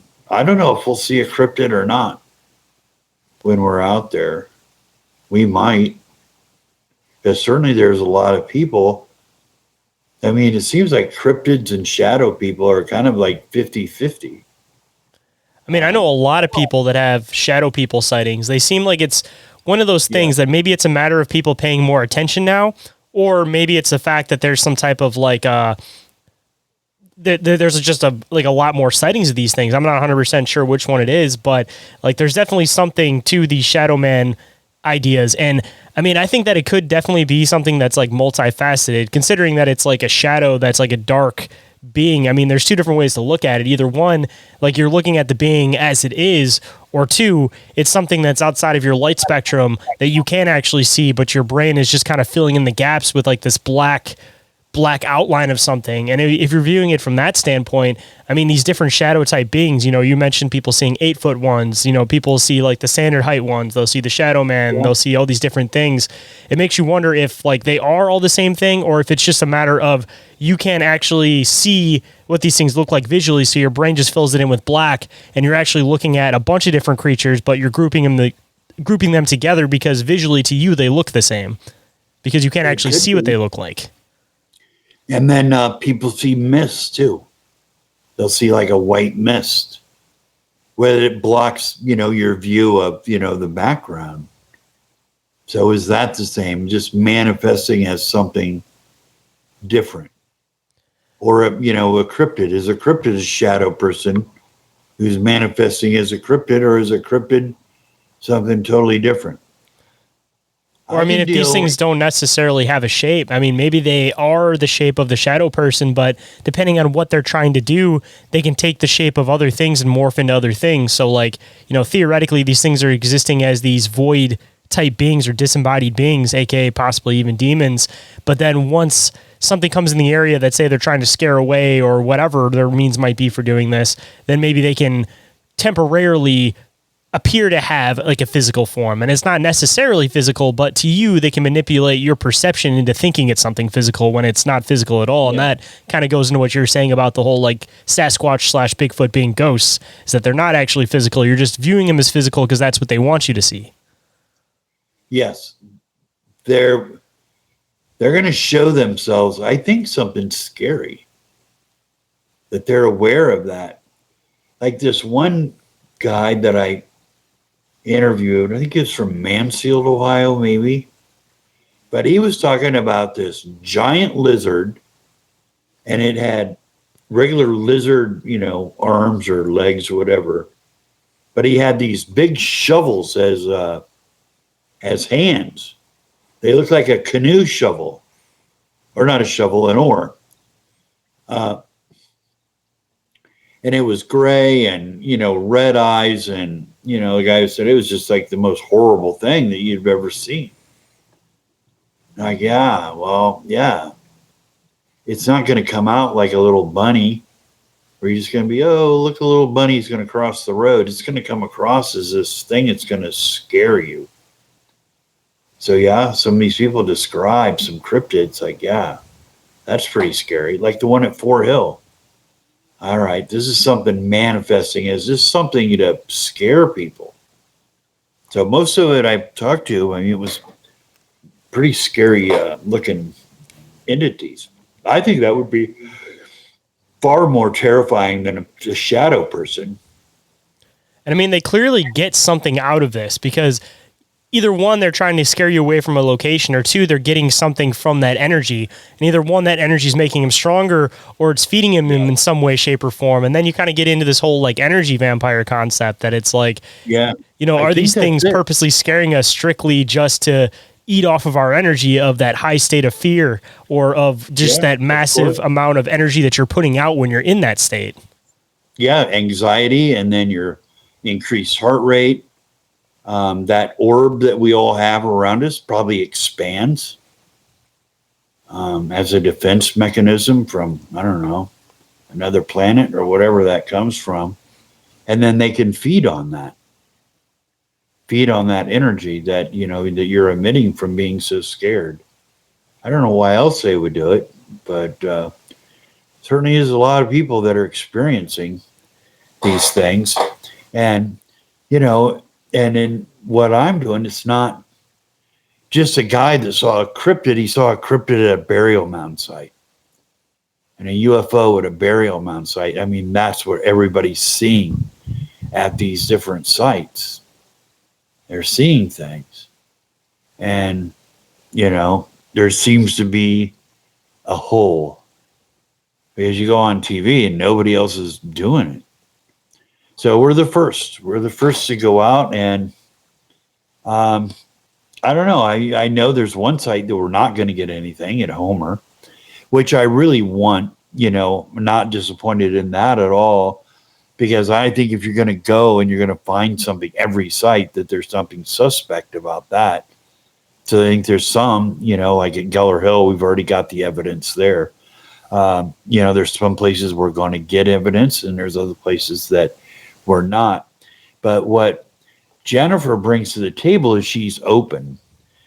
So if you watch paranormal shows like Dead Files or something like that, she'll say you need to bring a Reiki master in, because a Reiki master is open enough to that world that they're the ones that can go to a spirit that's, locked here or they can't get out, and they can move those spirits on.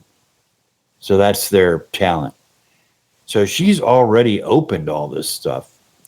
So it's basically, I have like a light for them. I'm taking up to these sites for them to see us. The only scary side is, which side are you dealing with? Because if they're Native American spirits, then, they might be like light spirits just trying to keep you away from the land. And it may be just a matter of like misunderstanding. But, if you're dealing with some of these like demonic type beings, then I feel like there's going to be a lot more of a hassle for you guys, than, you may want to deal with, especially if you start kind of stirring stuff around a little bit. Yes. And I am sticking to more of just Adena sites and not as many Hopewell sites. Now, Hopewell is going to be your Dakota Sioux. Not to say that they were entirely absent at Adena sites, but I think a lot of them kind of have a mix of both Adena and Hopewell. So I think we're going to run into both, but we'll run predominantly into Adena/Amorite, and not, I'm picking out sites that are that opposed to Native American sites that would be more Hopewellian in origin. So, the Serpent Mound in Fort Hill, Glenford, Rentschler Forest. So, I have sites that I know that are just one and not so much the other. And, I've been everywhere. There's no rare, and I have not been someplace at least once, if a couple of times. So trying to be somewhat discerning on where we go, and not really interested in conjuring up Native Americans. But I think these other sites, but it is scary, demons. I had a really bad experience there at Gallipolis, so I'm not looking forward to that. But I do carry a Solomon medal, and Jennifer has a St. Michael medal. Now, in the Book of Solomon, Solomon was known as the Demon Slayer. So I carry his medal and then invoke Solomon as we're going up. You need to be prayered up before you go up. So, like, if you have a cross around your neck and you go to one of these sites, unless you invoke that cross is not going to help you. You need to invoke it. You need to invoke that power of that cross. Before you go, not during, before you walk up there, you have to invoke that. And that would be fine, but you need to invoke that power of Christ prior to going in, not just having it around your neck. And it's not going to do you any good.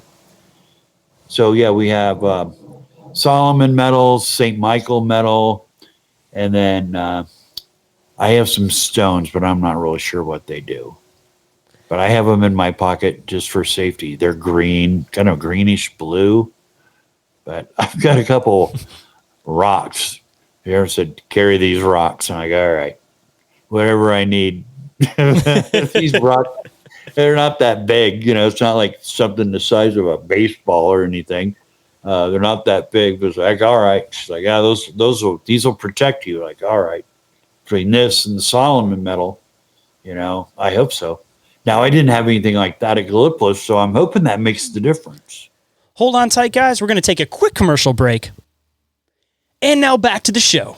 Say on the other side too, you got to hope that it doesn't stop anything from happening. Because if you're trying to catch some evidence and you come in there too protected, it might make it so you don't end up picking up anything because you're too protected. I've thought of that. You got to bait them a little bit. Yeah. I thought, well, what if we're just so shielded nothing will even show up? But so far, I don't think that's going to be the case. You just got to have one guy who's willing to not be protected, and he can go ahead of you guys a little bit, and you guys can keep track of him. I know. That's like, if anybody needed that little brother, this is it. And just out of curiosity, too, because it seems to be something that comes up all the time with sightings, with being around these different burial mounds and earthwork sites. Have you picked up any encounter reports or heard anything about any like dogman sightings around any of these sites? Not the dogman. Not to say it's not. Dogman, demon monkeys. Man, anything's possible. We're at Glenford, and I was joking, for that guy walked back there, but I said, what are we going to do if we hit demon monkeys? I said, that's scary if we run into that, to say it's like, I guess anything's possible. Any kind of cryptid is possible that we'll see that. I really don't want to. I mean, I'd be happy with, a couple SLS, stick figures, some. You guys might even see something you've never even seen before, if this is like some type of portal area, too. Oh, yeah. Oh, yeah. Yeah. Yeah. Yeah, it's all a bit scary. And then I have the beacon with me, I mean, if I'm up there with Uncle Larry doesn't even believe in this stuff, a lot different taking, the fly paper into the room like that. So I don't know. Like I said, we're just getting started. See, I'm kind of curious with this stuff, if it's like the chicken or the egg kind of a thing that, you talk about like the slit experiment where it seems like things interact differently when they're observed. So like if you have somebody that's going in there that, has belief in this type of stuff and has knowledge of this type of stuff and it shows itself versus somebody that doesn't have any knowledge in this stuff and they don't see anything and it doesn't show itself. Is it a matter of like, the people that are looking for something are just looking for something? Or is it a matter of just like that experiment that you have to believe and observe to be able to see this stuff? And if you don't actually believe in it and you don't get on that same wavelength, then you're not going to experience anything. And it's not necessarily that like the people that are experiencing stuff are just, seeing stuff that they want to see. It's just a matter of the fact that they're aware of it. So in turn, they are able to see it. Yes, exactly. See, if you're open, even a medium, you'll hear them say, I'm opening. They'll go to a site and they'll go, I'm opening. They're opening up for the spirits. Now, somebody who doesn't believe, closed. The spirit won't even bother with them. So I never saw anything. You'll see that guy in different paranormal shows be like, yeah, he doesn't believe any of it. He's never seen anything. No, because they're not going to be there for that person because it's closed. It's like if you're open, you're like a light and they're drawn to that light. Children have their lights because they haven't been, told any different. But if you're not necessarily believing it, I think you can believe and still be closed. I watch paranormal shows and it'd be like, oh yeah, those two guys, nothing ever happens with those guys. So they're all, yeah, I'm paranormal, paranormal Pete, but I'm closed and nothing ever happens while I'm doing something. Only when I'm with other people that are open. So just going is not enough. You have to be open. Kind of makes you wonder too, if it's a matter of going back into what we were talking about with these things, harvesting energy.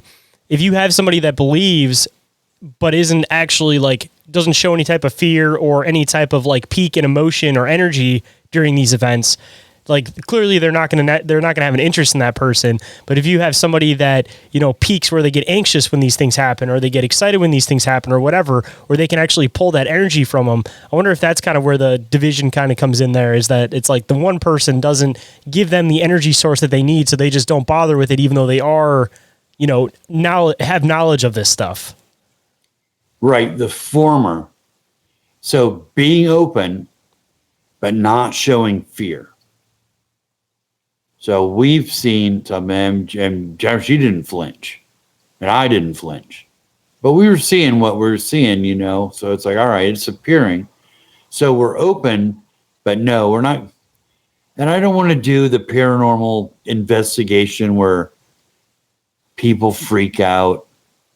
That's it. Like, it's like, how many freakouts can we get? Yeah, it's not getting anywhere with real research. It's just for entertainment value. Right, exactly. And then having silly things like the flashlight that they turn to just almost barely be on. And I guarantee you, whether you're ghost hunting or not, it will turn on. And then it will turn off. So that's just TV. That's TV, you know, ghost hunting. And then make up some evidence. So I'm hoping that we're scientific enough that when we do get readings on our equipment, that there isn't any apparent explanation for that. I mean, why are we getting changes in electromagnetic fields if I am, I don't know, a mile and a half from the nearest light bulb? That doesn't make sense. Yeah, there's clearly some type of energy source in the area. Yes. Opposed to a group of 5 people, and they all have cell phones in their pocket standing around a REM pod, then yeah, that's going to change the electromagnetic field. You know, that, and the, you know, the fact that the electrical is coming down the wall. So you've got that to deal with, and TVs and everything else. So the environment that we're going in is just sterile. I mean, absolutely sterile. So hopefully that in itself will be convincing in the investigation and not freaking out. And, well, I haven't freaked out yet. Yeah, until you see something that you've never seen before come out of a portal. I got a week under my belt. So I'll be like, all right, if I see some demon monkey, I might just be hauling towards the car. Say, just leave it. You'll get it in the morning. Leave that equipment. Nobody's going to come up here. We'll get it in the morning. Keep saying that. You're going to see a swarm of demon monkeys.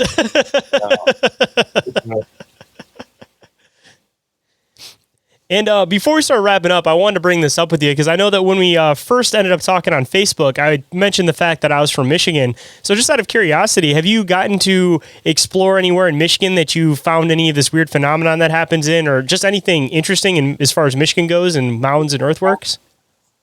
Yes, I was at Croton Dam. That is northwest. I mean, not on the lake. I was up there. I forget. Newaygo County, something like that, maybe. And there was a mound there, though, that there was a dog buried with a child and some other thing that was maritime archaic that could date 3500 BC. Other than that, possibly paranormal up at... is it Grand Rapids, the Norton Mounds? Yes. Yeah, up in Grand Rapids. Yeah. That place seemed really odd to me. But other than that, no. I mean, a mound in Kalamazoo, one in Cass County. But that really old mound up there, I think it was Croton Dam. And what's sad is there were 2 mounds there, and idiot university archaeologists destroyed one. Just gone. I mean, within the last 20 years. Just gone. Leveled it. And I don't know, maybe eight mounds I photographed through there. which I don't know. If I had to do it over, I probably wouldn't have gone up there, but I'm glad I did for the travel guide, just so they could. It seems different. I think everything up there is Native American, and I don't know. Still have to stick with Dakota Sioux. There's some things in Northwest Indiana that match that up there, so I would go with that. And then the garden beds are up that way too. Those are phenomenal. And these are these geometric formed, they call them garden beds, but they're actually like soil art made like big spokes. They're real intricate, some of them. And just kind of that love of geometry and stuff. And then, of course, we have the Hopewell, the Dakota are going to be the effigy mound builders through Minnesota, Wisconsin. All those effigies up there were Winnebago were up that way, Winnebago Sioux and the Ho-Chunk and that. And so that's kind of the part two of the Ohio Valley is what you're going to find in Wisconsin, Minnesota, the effigy mound builders and that. And then throughout Missouri, Arkansas, of course, you know those tribes. The Acacia is Arkansas, Dakota Sioux, the Kansas, Dakota Sioux for Kansas. And their story is that when they left the Ohio Valley, that some went north and some went south. Up north, they're building effigies. Down south, certainly have their namesake just in the states throughout there. So the story all comes together. It's there's no piece of the puzzle that you have to force. It all just fits. And as you continue on with your films, doing the paranormal stuff and diving more into this stuff, I'm definitely going to have you come back on and keep diving into this stuff because we're already 2 hours deep and I feel like there's a lot more cans of worms I could open with you. Oh, yeah. So we are. January, February. Yeah. Why don't schedule me in March? Oh, yeah, absolutely. Because by then I'll have a YouTube channel. So we'll go from there and watch some videos and you can get my take on it. And oh, yeah. As soon as we finish up recording, we'll set that date just so that we got it in the calendar. And just to kind of wrap up today's show, I always liked ending with words of wisdom. So if there's any words of wisdom you might be able to bestow on the listeners today, what might it be? I'm going to say, as a site we just went to, at Homer, yes, there was burial mounds of giants, but it was in a modern cemetery, and do not do paranormal investigations in modern cemeteries because you don't know that people have relatives in those cemeteries. And I can't think of anything more disrespectful than going up there and trying to conjure up poor Aunt Judy that just died last fall. So stay out of cemeteries. Yeah, you got to make sure they're old. Well, I mean, if it's something, 100 years old, nobody living is around there. But even then, you're probably going to find that surname around that area.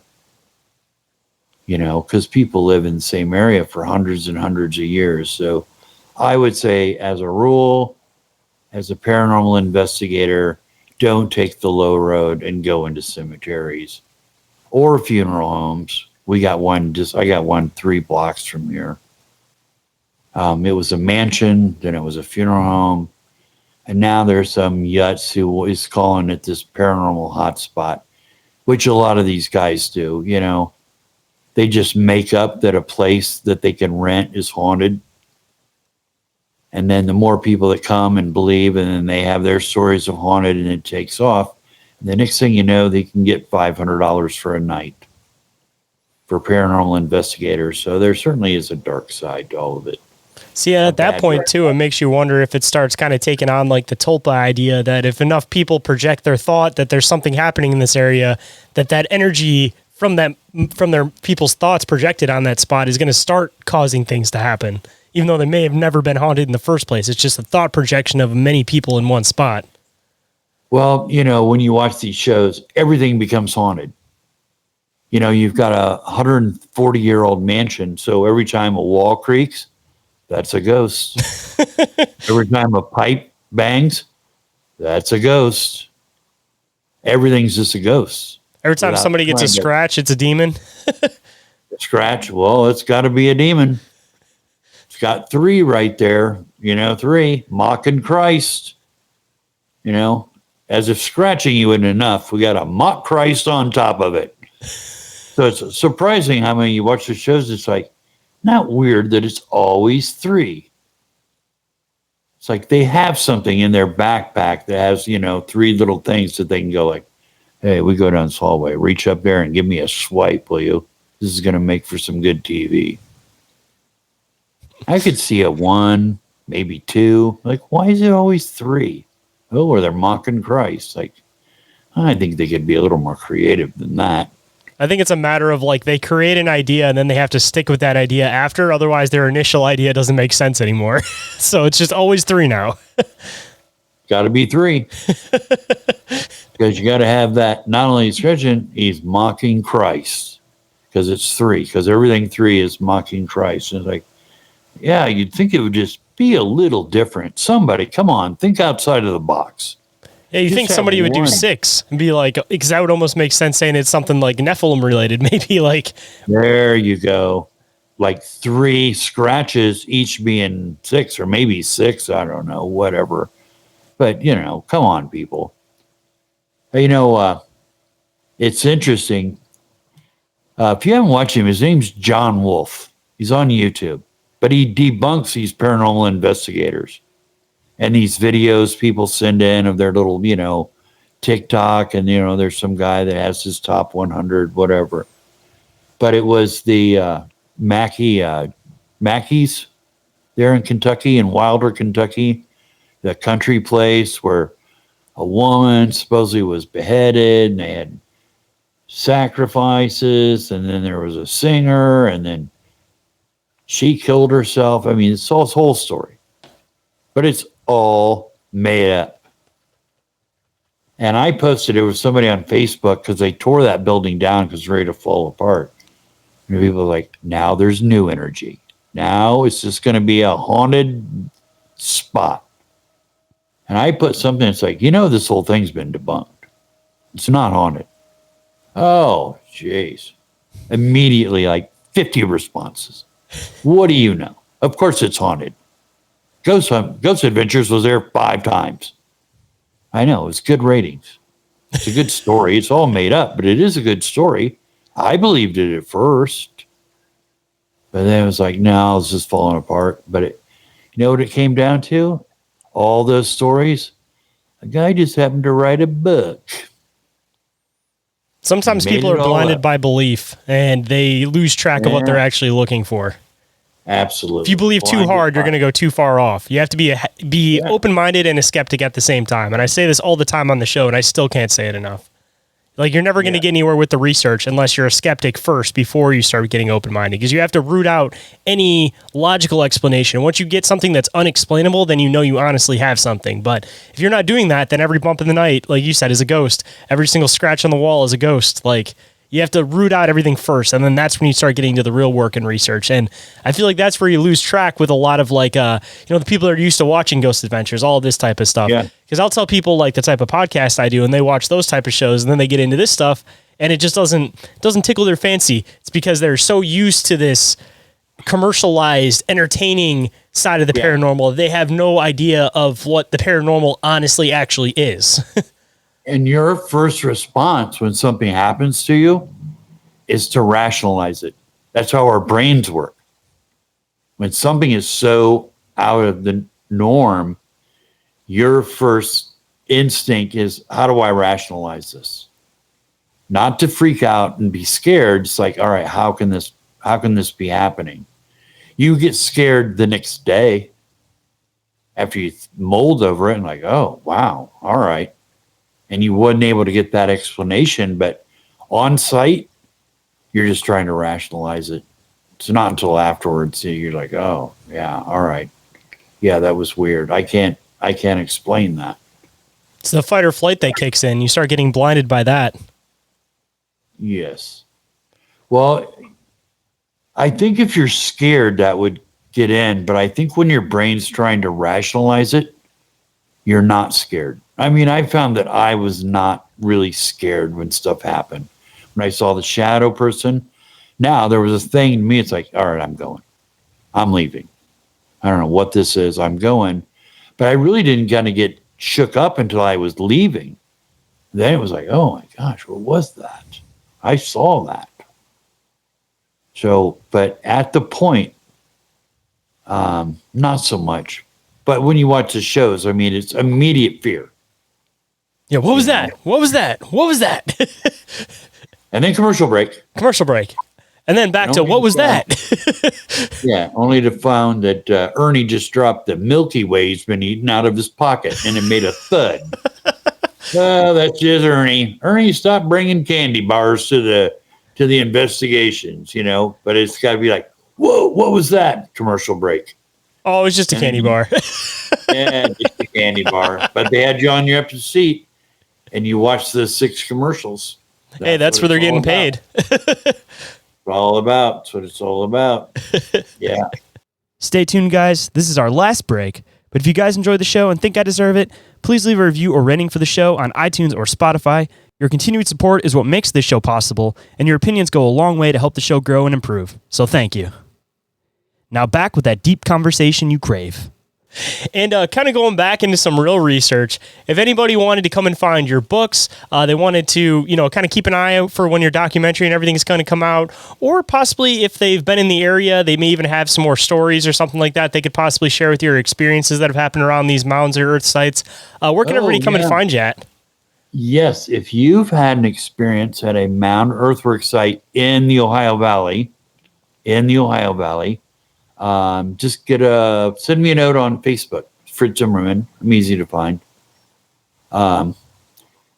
Friend me or whatever, and then we'll just go from there. But I am always suspicious of new Facebook friends. I generally will look. You'll have had to have posted something in the last month at least, and be from North America. So there's a lot of people out there that are trying to get into your business, and they'll use Facebook as the link to it. So there's a lot of nefarious people out there. So everybody wants a new friend on Facebook, but always beware, because a lot of these people are not who they seem.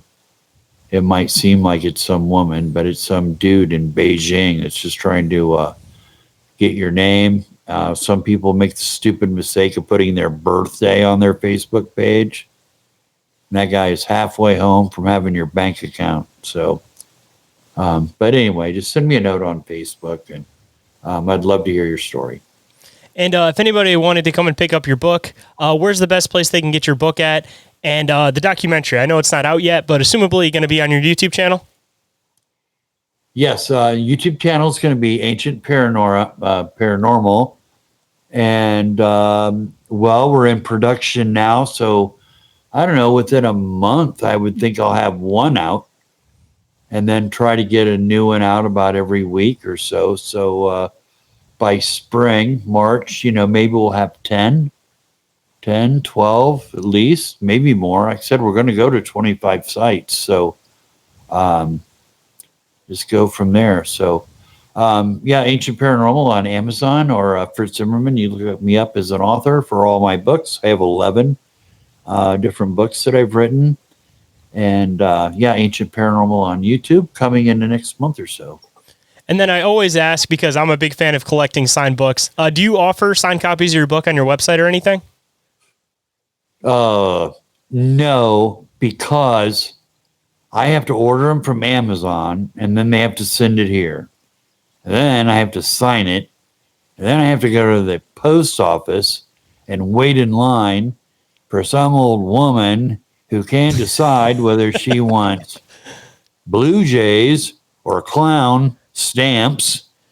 And it's not worth it. This is not worth it. Yeah, too much footwork. Yeah, if I can just go drop it off, it's one thing, but I got to get in the line. And you don't want to be in the line at the post office. It's very frustrating. Very much like the DMV or Secretary of State. Yes. Exactly. Well, man, I appreciate you making the time to come on today. It was definitely a fascinating conversation, and I'm really looking forward to having you back on in March so we can start diving into some of the sites you go and explore in Paranormal Investigate. Yeah, I do too, because we've laid the groundwork. You know what I'm doing. And I may come back in March and be like, that guy ain't the same. Cross your fingers in a good way. I might be gothed out, and I just might be dark. I might just be a dark human being by the time I get through all this. Who knows? Get some kind of weird attachment, and you'll be just. I don't even know who Fritz is. What are you talking about? Yeah, I'm like, that might be something else. Let's hope not. Okay. Well, look. All right. Great talking with Shayn. We'll talk soon. We'll talk in March. Sounds great. Thank you again. All right. All right. You have a good night. You too. If anyone out there would like to get a hold of me for any reason whatsoever, you guys can get a hold of me through email, which is increaseourrealitypodcast@outlook.com, or you guys can get a hold of me through social media. Instagram and Facebook are the ones that I'm the most active on. Or you guys can also get a hold of me through the submission forms, which are available on the Linktree. And the last way you guys can get a hold of me is through the hotline. You guys can text that, you guys can call that, you guys can leave a voicemail, whatever's easier for you guys. Just don't hesitate to get a hold of me. And that number is 313-364-1551. And if you guys happen to have some free time, don't forget to go and check out the awesome friends of the show, IKNOWSQUATCH, Snarly Yow Natural Products, Cryptotheology, and Big Ape Threads, and our other friends that have affiliate links, Dimension Devices, Oregon-ite, and Sticker Mule, with additional discounts and credits available.